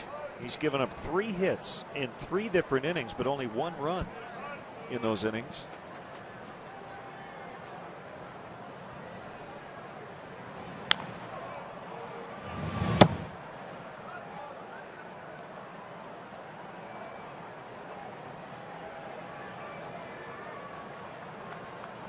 Cardinals looking for their first win, leading the Padres late 1-0 in St. Louis. They're in the 8th inning.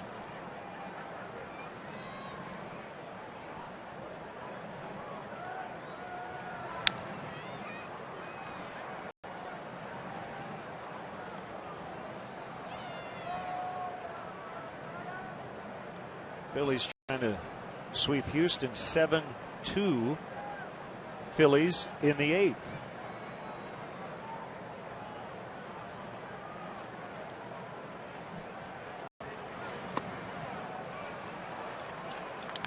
Troy Oswalt went 6, gave up 2 runs in that one.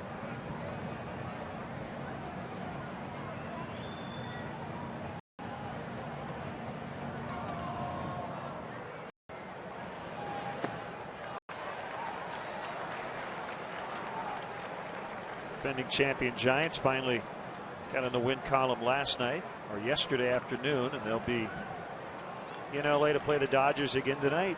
It's a 4-game series to start the year. Ball 4.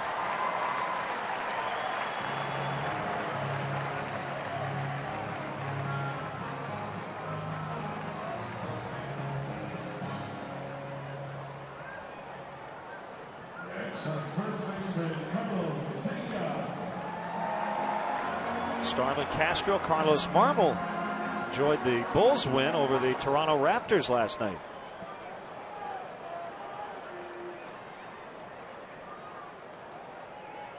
Another big game for Derrick Rose.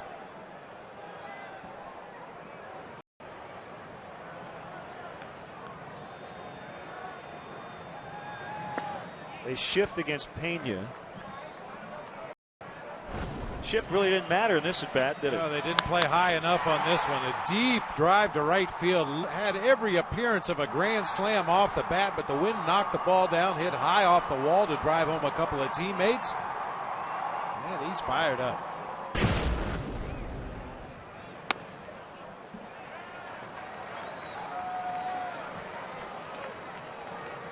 You know, Len, we kind of jokingly said opening day we're going to start keeping track of how many errors that Carlos Pena saves his infielders. We ought to keep track of how many hitters counts he gets himself into. Been in a lot. Yeah, 2-0 and 3-1, a lot when Carlos Pena is at the plate.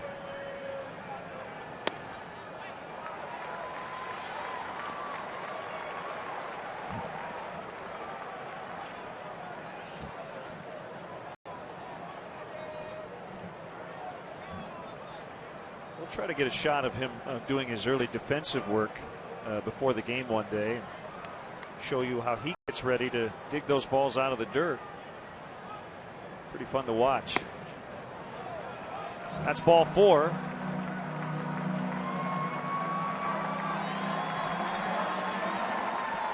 He gets down on both knees on a towel.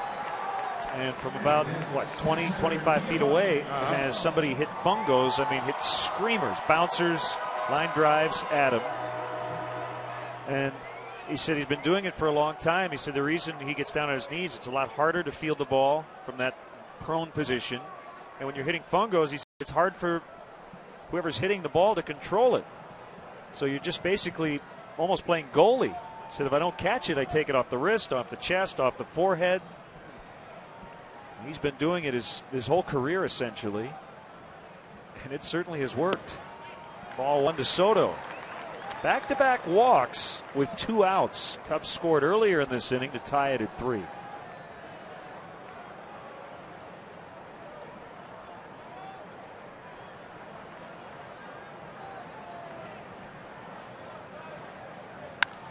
Ground ball, Cedeno to Walker. That's the inning. They tie it.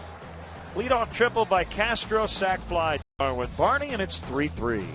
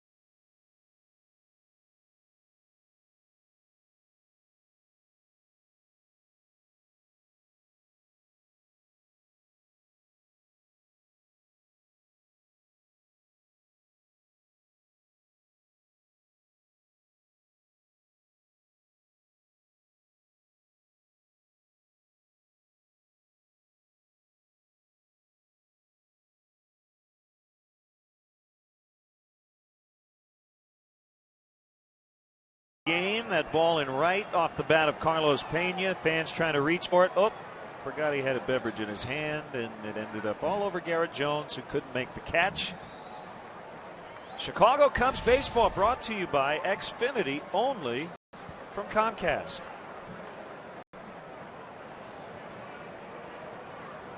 You know, they say don't cry over spilled milk. It's okay to cry over a spilled beer, though. Jason Jaramillo, catcher, bangs one off the mask of Giovanni Soto.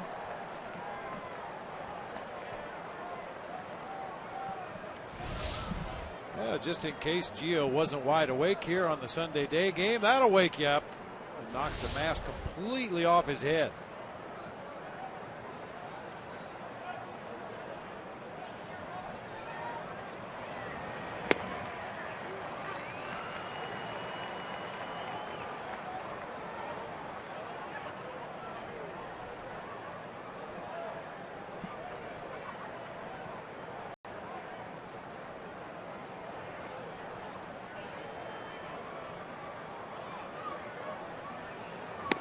Swing and a miss for strike 3. That's 8 for the newest Cub. This could possibly be Matt Garza's last inning of work. He's the third scheduled hitter in the bottom half of the 6th inning. He has really worked hard out there today. He's had good stuff at times. At other times, he's left some pitches over the middle of the plate, up to 85 pitches, which is not an extraordinary amount in the 6th inning for Matt Garza. But the Cubs have a chance to score a run with his spot coming up third next inning. It wouldn't surprise me a bit to see Mike Quade go to his bullpen. 0-1 on Ronnie Cedeno. No action in either bullpen at the moment. Ohlendorf on deck. Called strike. Hey, Ryan Dempster will appear today at Candyality, 3425 North Southport Avenue, after the game until 6 o'clock to autograph many candy bins filled with Cubby gummy bears. And Candyality is going to donate $1 for each pound of Cubby gummy bears. Another strikeout for Garza.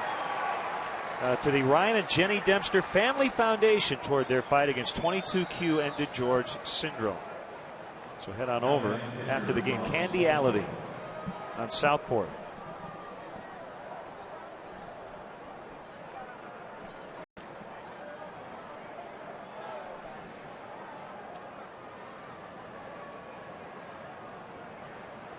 Garza just 2 strikeouts off his career high of 11. Ross Ohlendorf just picked up the 11th hit for the Pirates today. He's 1 for 3, and that will bring up the hot Jose Tabata, who has 3 hits in this game.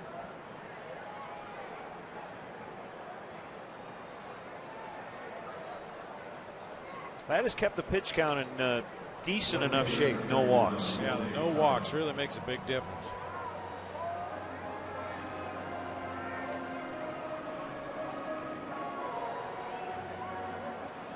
Now see if Garza tries to come inside on Tabata during the course of this at bat. The balls that he has hit hard in this series have all been middle of the plate away, where he could extend his arms and drive it into center or right center.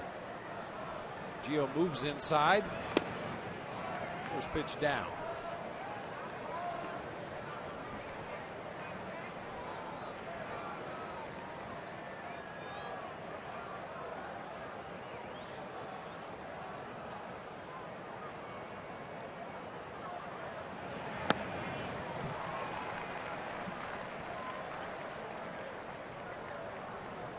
Red Sox 0-2 and trailing again in Texas 4-1 in the bottom of the 7th.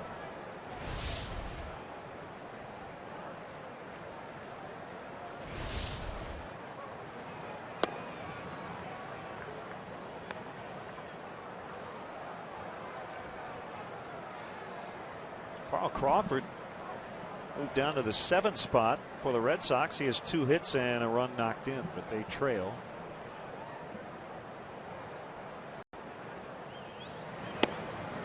That's a strike. It's 2-2 on Tabata. Now, sometimes the way a hitter takes a pitch will tell you what he's looking for. That ball just a shade off of the inside corner, but Tabata reacted as if it was way inside. That would normally tell you a hitter's looking out over the plate.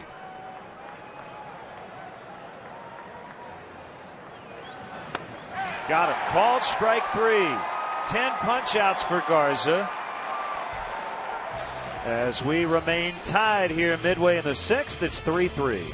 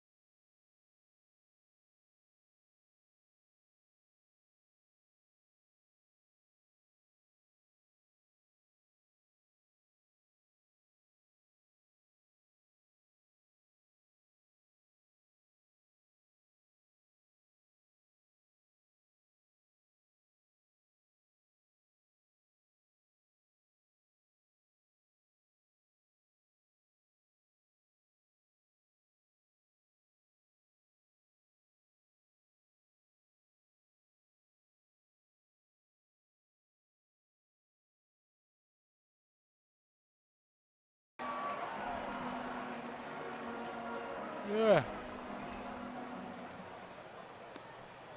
Time now for our Honda game summary. The Pirates had the early lead today, 2-0. Carlos Pena tied it up in the 4th inning. We've gone back and forth since then. Jose Tabata 3 hits. Matt Garza 1 strikeout away from his career best of 11. Visit your local Honda dealer today to test drive the 2011 Honda Cross Tour, available with 4-wheel drive.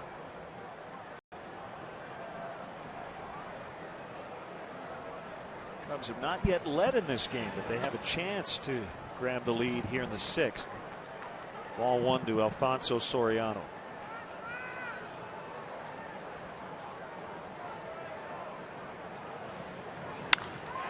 High in the air, well hit, deep to left center, and it will go! Cubs lead 4-3. Alfonso Soriano with a home run.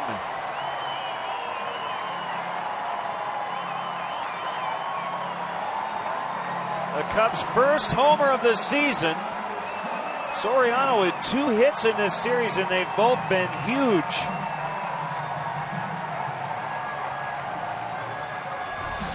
Let's take a look at our BMW Ultimate Drive. Alfonso Soriano picking on a high fastball out over the plate. No doubt about it. When he touched that one off, he knew where it was headed.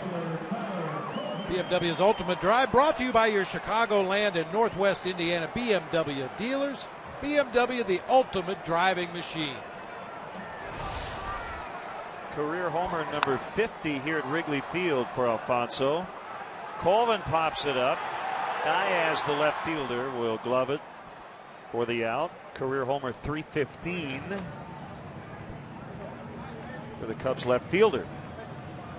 So they have the advantage for the first time, 4-3. And with that, some action in the Pirates bullpen here in the 6th. Jeff Karstens.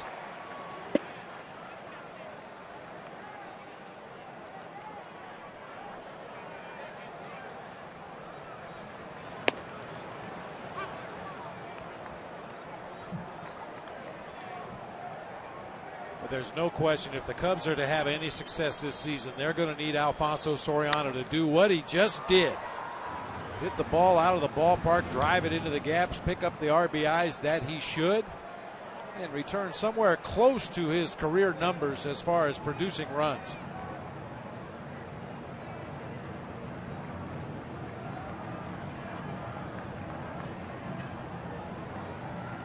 With 2 away, it'll be Starlin Castro.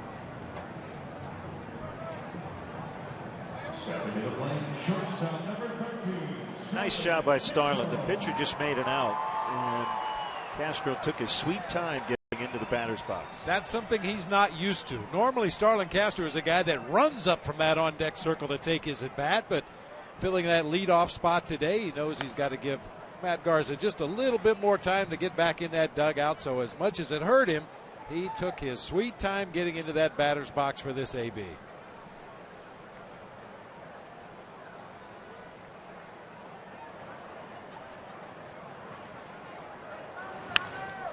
On the ground, and it gets past Alvarez and into left.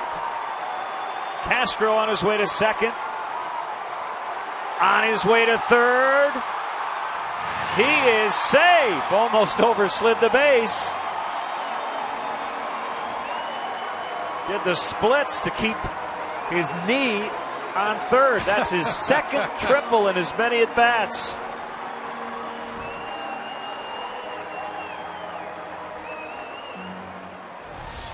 Able to extend his swing on a breaking ball.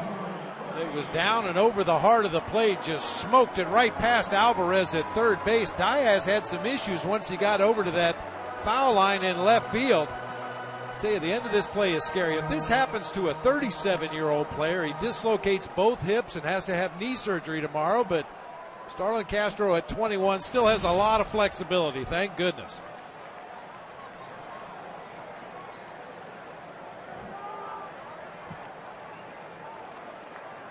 Think he's having any fun?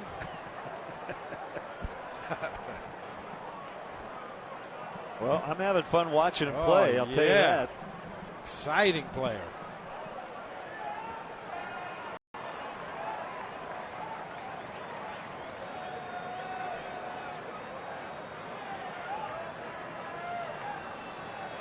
Darwin Barney takes a fastball for a strike. We'll see Garza come back out in the 7th. Already with 10 strikeouts and now with a lead.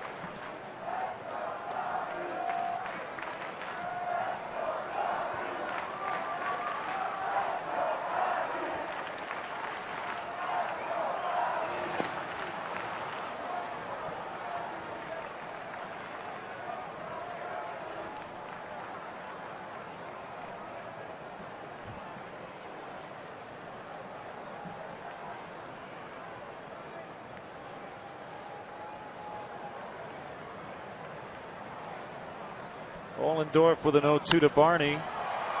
Fly ball right field. Garrett Jones will end the inning. Soriano led it off with a home run. The Cubs lead 4-3.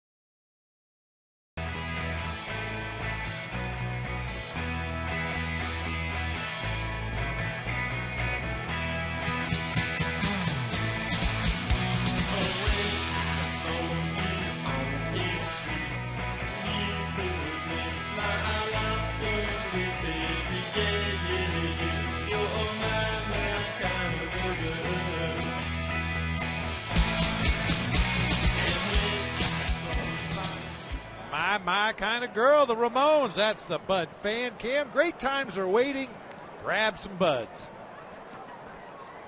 Alfonso Soriano has some buds out in the left field bleachers, giving him an ovation after a go-ahead home run. Garrett Jones turns on this pitch, lines it foul. Huge Cub fan, Chicago native John Cusack will handle the stretch coming up as we get into the 7th. That's why you bring your mitt to the ballpark. Nice play, young man.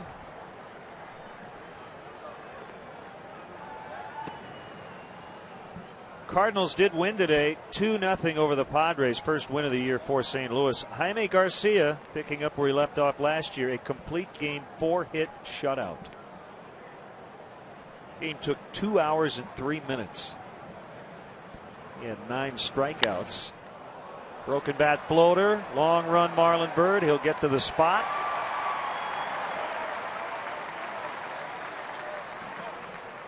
Follow the Cubs with the MLB.com At Bat 11 app for your iPhone, iPad, Android, or BlackBerry. Get live audio, pitch-by-pitch tracking, video highlights, and more. Text At Bat to 31826 or visit Cubs.com for details. I've got that app up on my iPad as we speak. Mateo, the righty, Marshall, the lefty. Neil Walker is 0 for 3. No Andrew McCutchen in their lineup. Late scratch due to a stiff neck. So Walker hitting third in McCutchen's stead.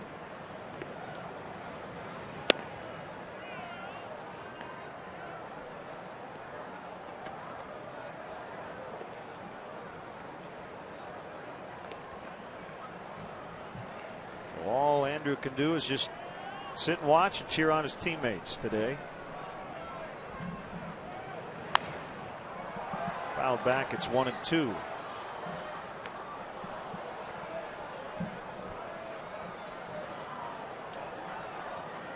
All right, ready to go.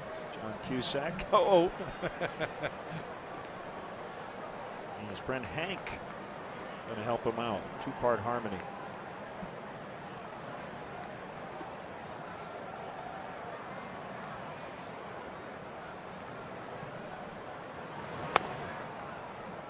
Got away from Garza a little bit, 2-2.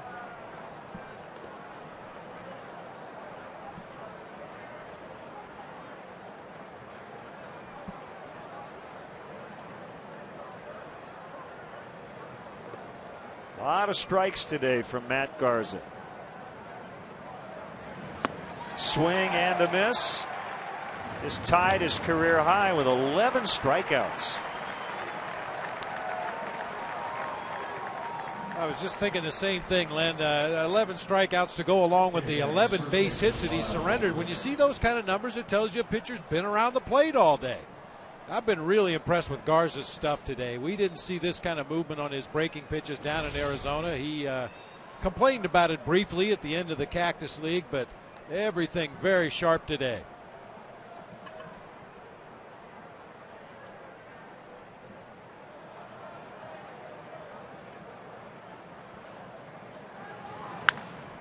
Ground ball picked by Ramirez from his knees. He can't get him.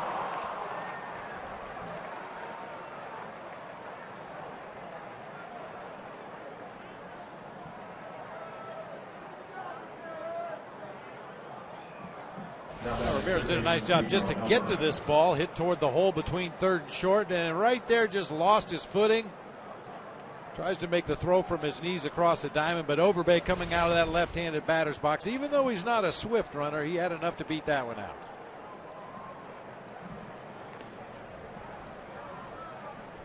Well, that's the most hits Garza's allowed in a game, 12.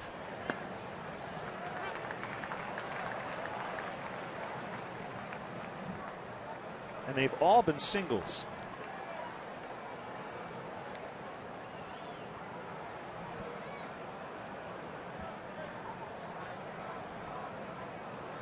Oh, 1 to Alvarez.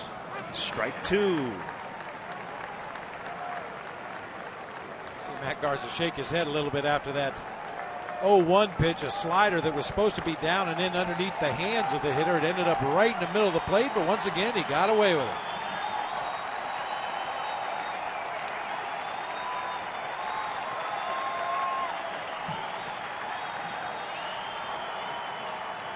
Oh-2 pitch, swing and a miss, new career high. 12 strikeouts for Garza.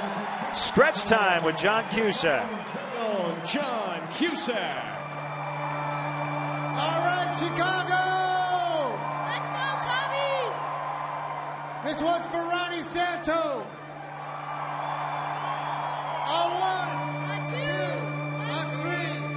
Take me out to the ballgame. Take me out to the ground. Buy me some peanuts and cracker cheese. I don't care if I ever get my first one. Root for the Cubbies. If I don't win, it's a shame. 1, 2, 3 strikes, you're out at the old game. Let's go, Cubbies! Let's go, Cubbies!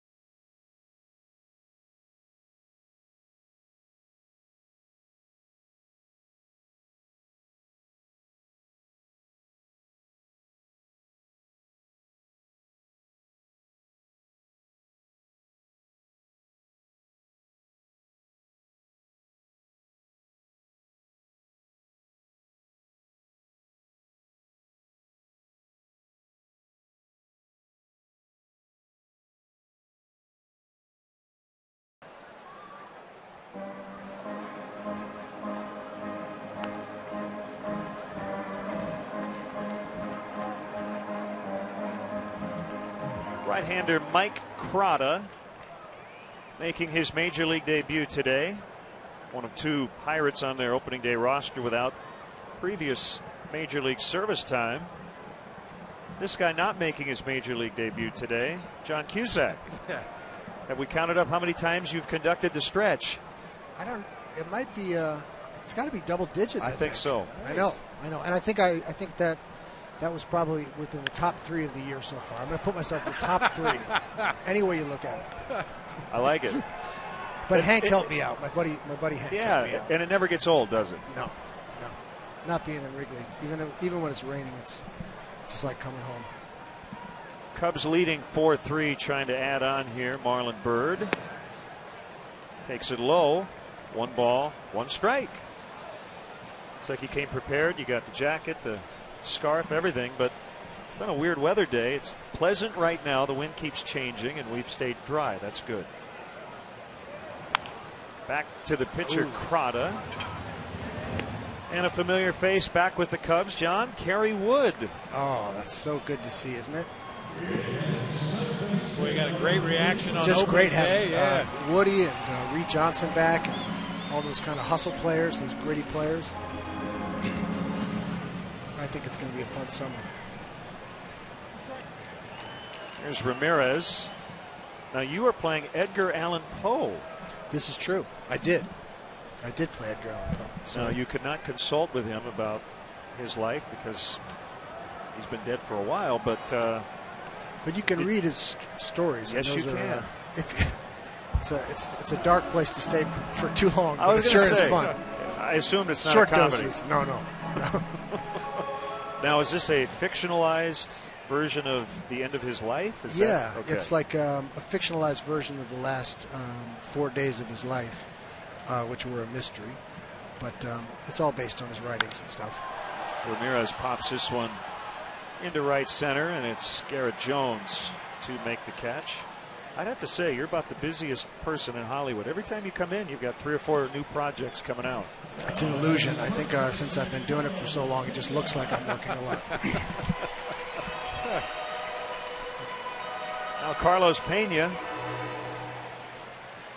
big double to tie the game earlier at 2 apiece. Yeah, it's a big at bat for him getting started. Yeah, I thought that was a little cruel that you dropped a beer on Garrett Jones. That was you, wasn't it? That was me. Yeah. Yeah. Yeah. I know you didn't mean it, but actually, my nephew dropped a hot dog from the box too that caused some sort of a ruckus. So it's been one of those days. Strike 1 on Pena. Well, John, I don't know how much spring training you got to see of the Cubs, but you're going to like this guy at the plate an awful lot. That's what I hear. Yeah. I hear he's like the great clubhouse guy and a character guy. And he will hit some balls over there across the street on Sheffield this summer too. Pops it up foul and out of play. So they think that off year he had was more of an aberration where he was hurt. He had a little foot problem or something. Yeah, I personally think he's a guy that will never really hit for a high average. He's not going to be a 300 hitter, but because of the kind of hitter he is, he's going to do a lot of damage when he puts the ball in play. He'll take his base on balls. He will strike out quite a bit, but he's going to provide a lot of excitement this summer. And he's a Gold Glove defensive first baseman too. Swing and the miss. He strikes out. A quick 1-2-3. John, always a pleasure. Yep. See if the Cubs can hang on today. All right. Thank you. Thanks, John. Good to see you again, John.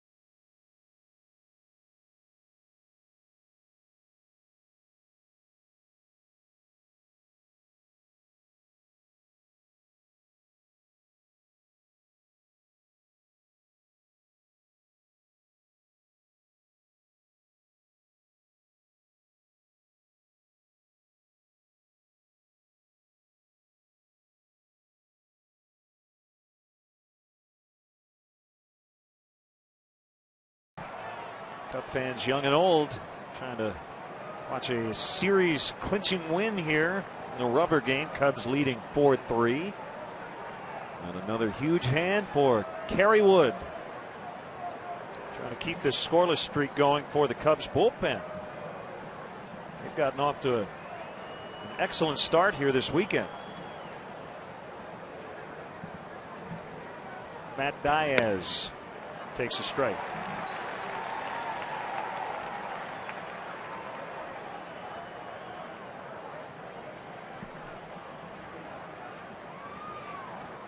The theme so far is about the new guys. Garza in his Cub debut with a career best 12 strikeouts, leaving with the lead. Carlos Pena with a big 2-run double earlier in the day, and another so-called newcomer now on the mound, Kerry Wood. 3 most significant additions to the roster in the offseason. For a newcomer, that's exactly what you want to do. You want to get involved with your team's success as early as possible.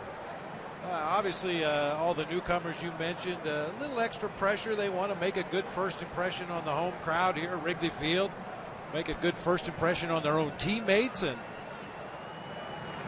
fortunately they've done that. Called strike 3 on a fastball.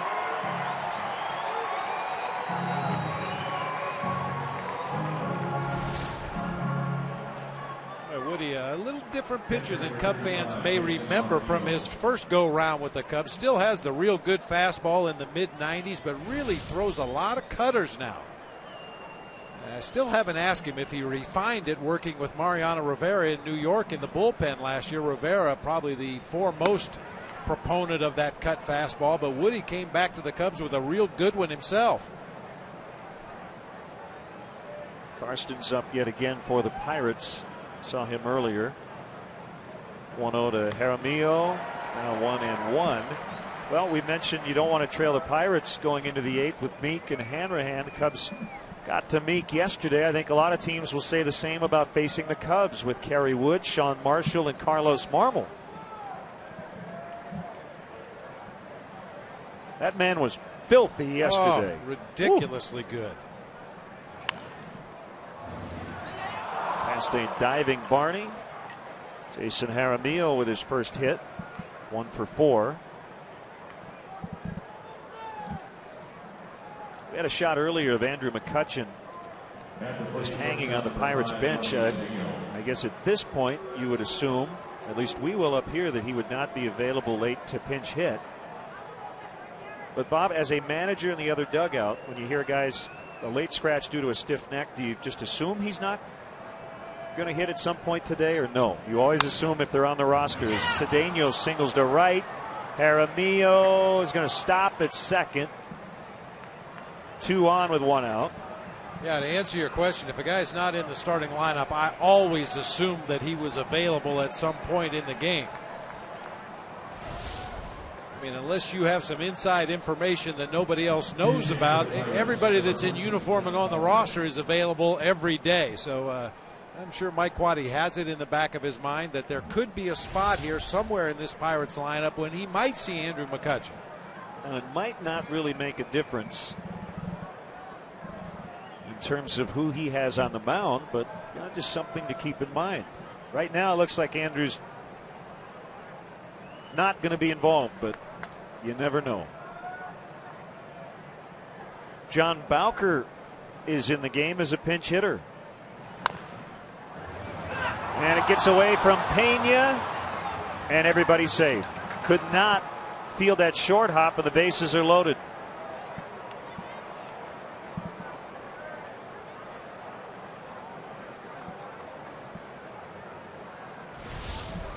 Pena tried to come in and smother that second hop off the bouncer by John Bowker. Unfortunately hits him in the wrist and ricochets almost all the way to second base. Castro took a quick peek to first to see if Woody was over there covering the bag and if they still had time to get the out at first, but unfortunately everybody's safe. It is an error on Pena. So the bases are full of Pirates with only 1 out.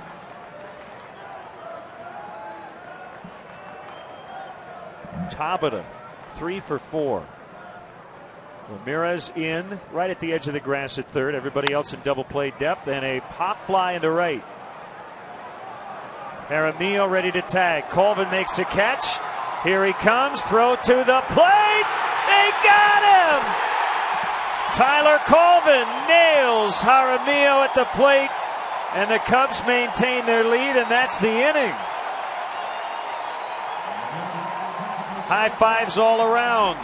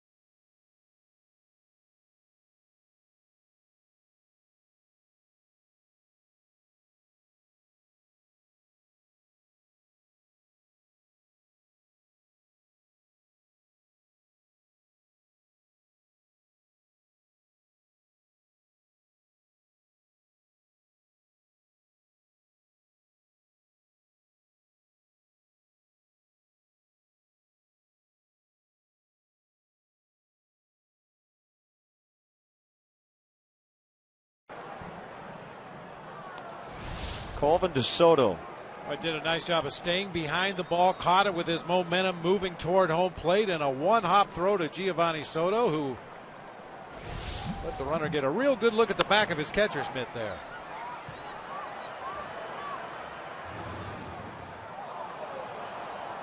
Boy, for as short as the grass is this season here at Wrigley and as fast as it plays on ground balls, that throw from Tyler Colvin really kind of fluffed up on the infield grass. Soto had to reach out, get the ball, and come back to apply the tag, and catches Jaramillo right in the face with the catcher's mitt.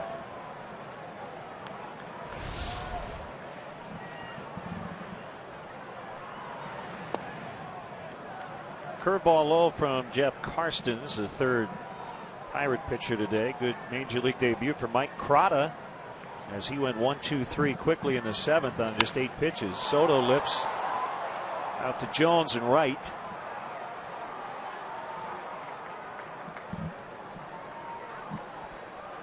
Kerry Wood gave up a couple hits, worked around the air, get out of the inning on the nice defensive work by his right fielder and catcher. That'll set it up for Carlos Marmol in the ninth. Won't be easy. Jones, Walker, and Overbay.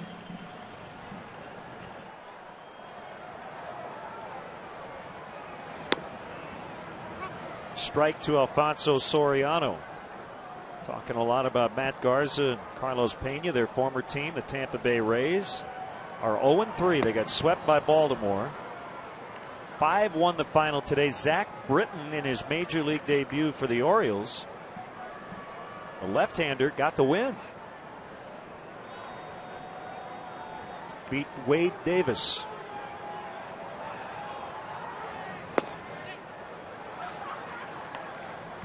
I'll tell you, Len, it's been good to see today Tyler Colvin play some strong defense out there in right field. He had some issues down in spring training, which is not unusual for an outfielder because of the conditions you play under in Arizona, but he's cut off a couple of balls, hit in the gap, and held runners to a single, and then that tremendous throw to cut down the possible tying run at home plate.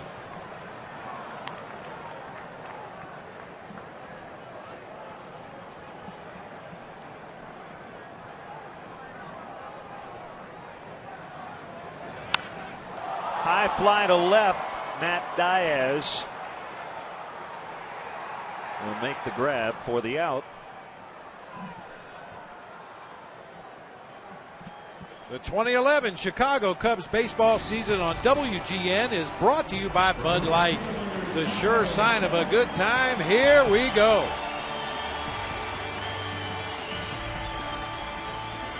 Big hit in this game, the Soriano go-ahead homer, the big defensive play made by the guy at the plate, Tyler Colvin.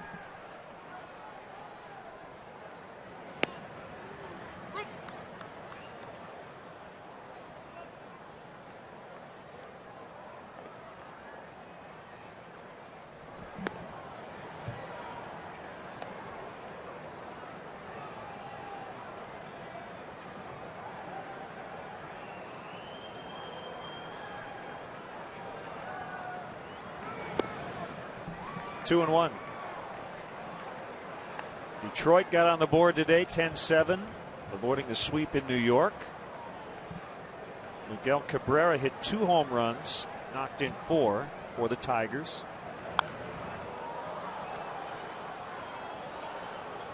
Brennan Bosch, 4 hits, 4 RBIs, 4 runs.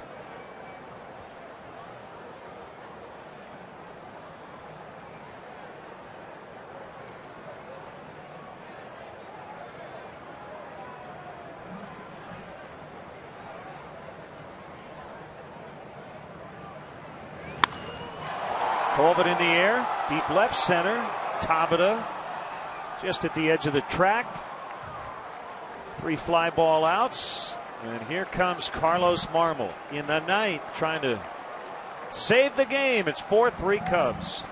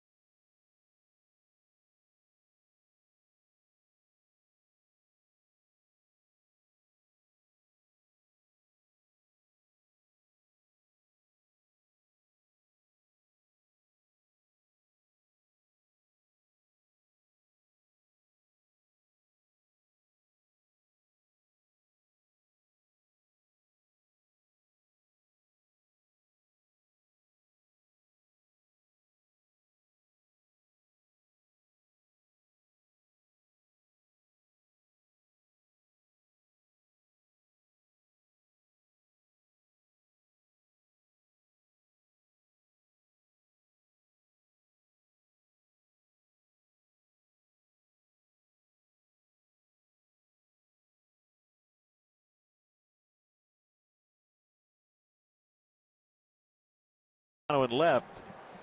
And no more rubber band man by the spinners for Carlos Marmol coming in. How about some Tesla with Heaven's Trail? A little grittier track, you know. Everybody has their own song, the closer, and he's pretty intimidating as it is, and I guess the music's a little more intimidating. I like the spinners, but intimidating that song is. When Marmol pitches, you can play the Carpenters. It doesn't make any difference. He's going to come out there and deal.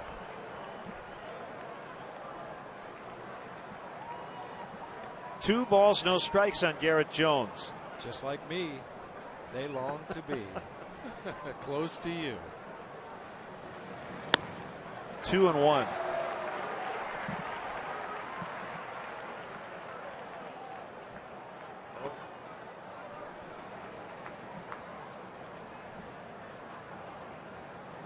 Kick, the pitch, swing and a miss.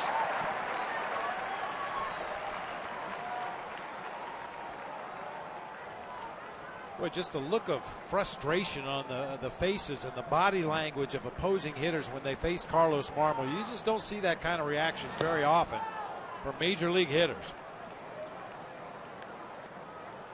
And the one thing we talked about all of last year, spots like this here, 3-2, he does not have to throw a pitch in the strike zone, but he's got to throw it close enough to get Jones to bite. And he didn't. Last two pitches were not really close. It's about the only way really he gets hurt with these walks.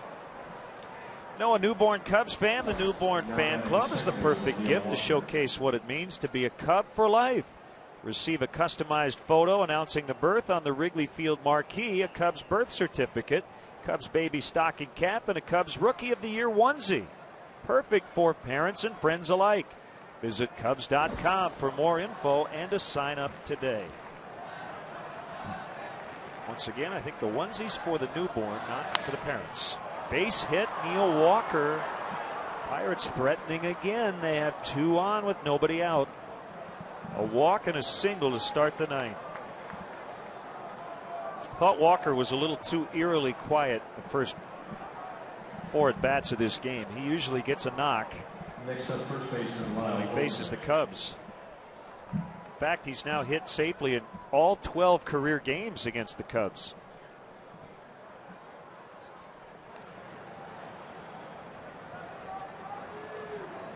Well, we've seen Marmol get into these jams many, many times and then get out of them. Let's see if he can do it again today. I see Mike Quaddy with that signal to his infielders.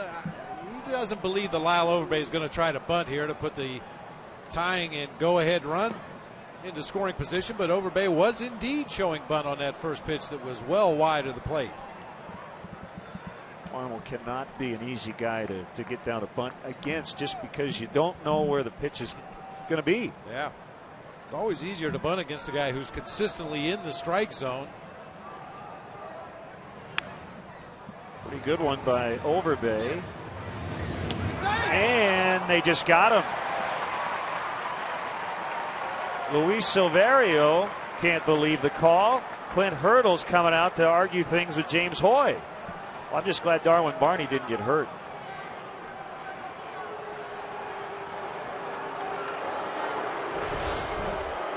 We'll have the opportunity to take another look. Ramos Ramirez has had some issues with his throwing arm in the early going this season. You know, I don't think Overbay ever touched first anyway. I think they got him. Right there. Yeah, see, Overbay never hit the bag. Yeah. Well, a small detail that the Pirates bench neglected to notice. Yeah, he stepped clean over the bag at first. Barney applied the tag. Nice sacrifice bunt, but no argument there for Clint Hurdle.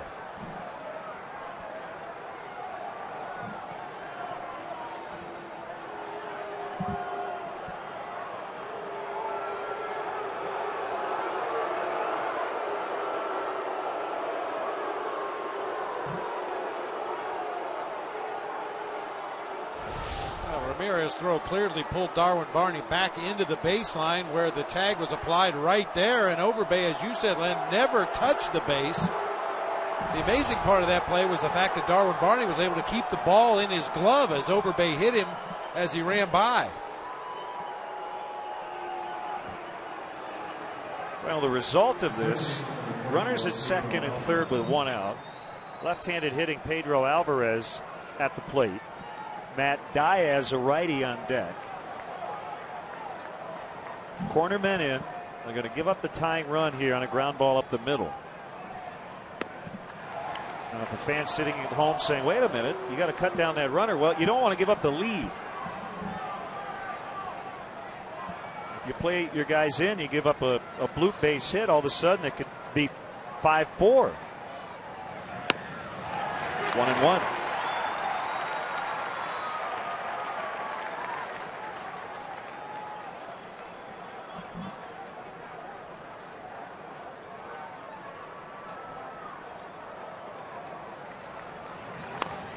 Little cue shot past Marmol. Throw's going to go to first. It's wide, and the Pirates get the lead.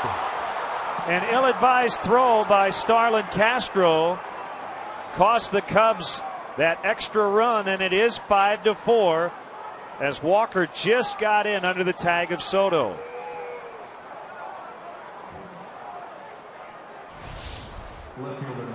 Great effort by Carlos Marmol to try to make a diving attempt, and a nice play by Starlin Castro once again, but an ill-advised throw. We've talked about it throughout the first two games of the season. That is one thing with more experience, more playing time, more knowledge of your opposition. Know when to just hang on to the baseball. Didn't really have any chance that time to get Alvarez at first base. Made the throw anyway, and unfortunately it got away.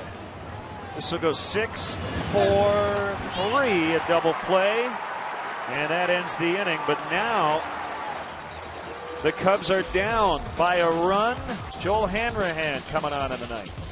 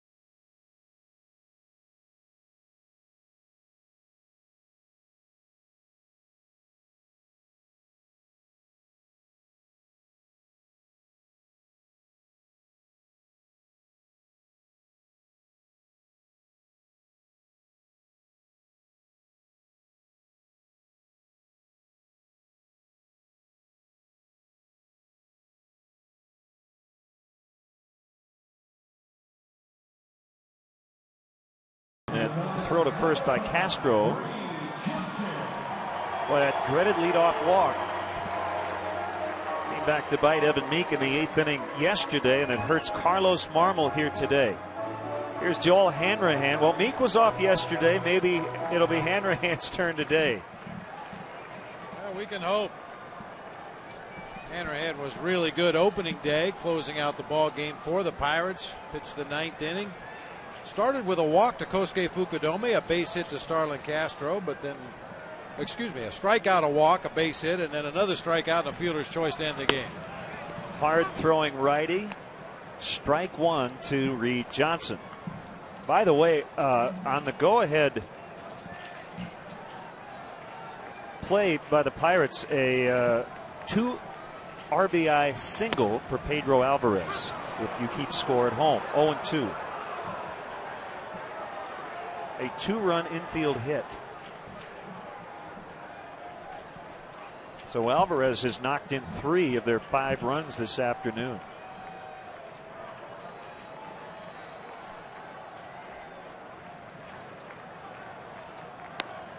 One and two.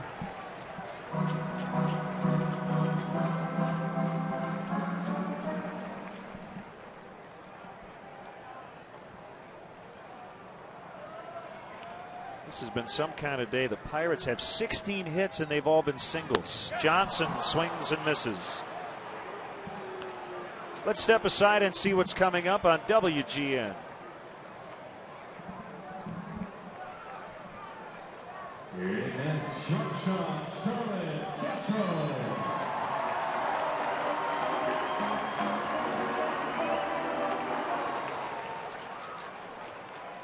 I can't remember another game I've seen with a team with 16 hits and not one double, triple, or home run. Castro himself has 2 triples.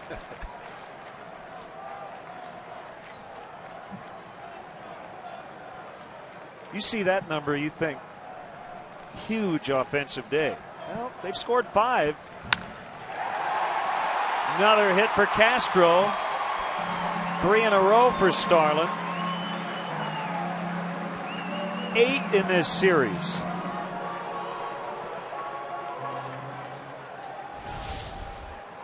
The young man is just a hitter.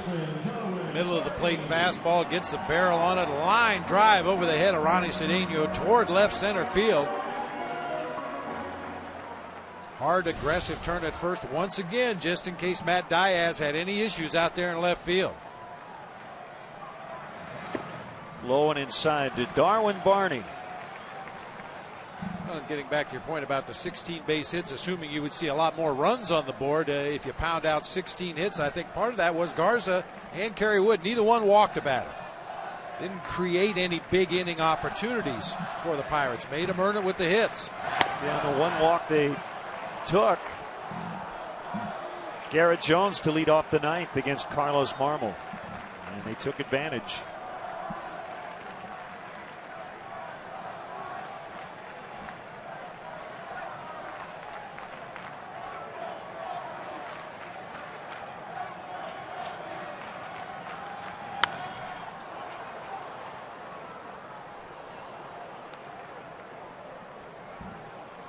Well, you know, occasionally Darwin Barney can take a funny looking swing at pitches away from him like he did right there, but it's all part of his design. He's got a big hole on the right side of the infield.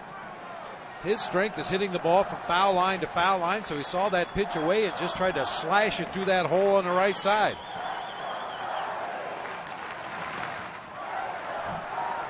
Good block by Jaramillo, trying to keep that potential tying run out of scoring position here in the 9th.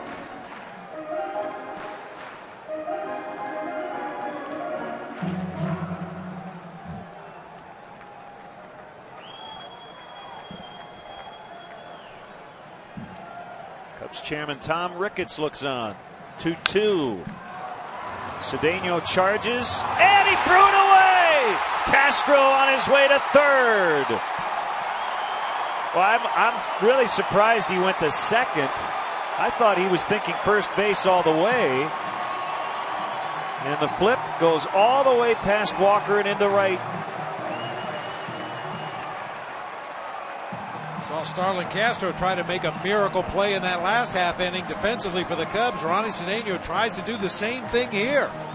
Slowly hit ball to the left side of the infield. By the time Cedeno gets to it, he's throwing back across his body toward a moving target and airmails it into right field. Wow, that wasn't even close. I mean, a good throw gets him, but as you say, he really had to contort his body just to make that throw. I thought he was thinking first base the whole way. So it's an error on Cedeno. Fielder's choice for Barney. First and third for Marlon Byrd. Ground ball.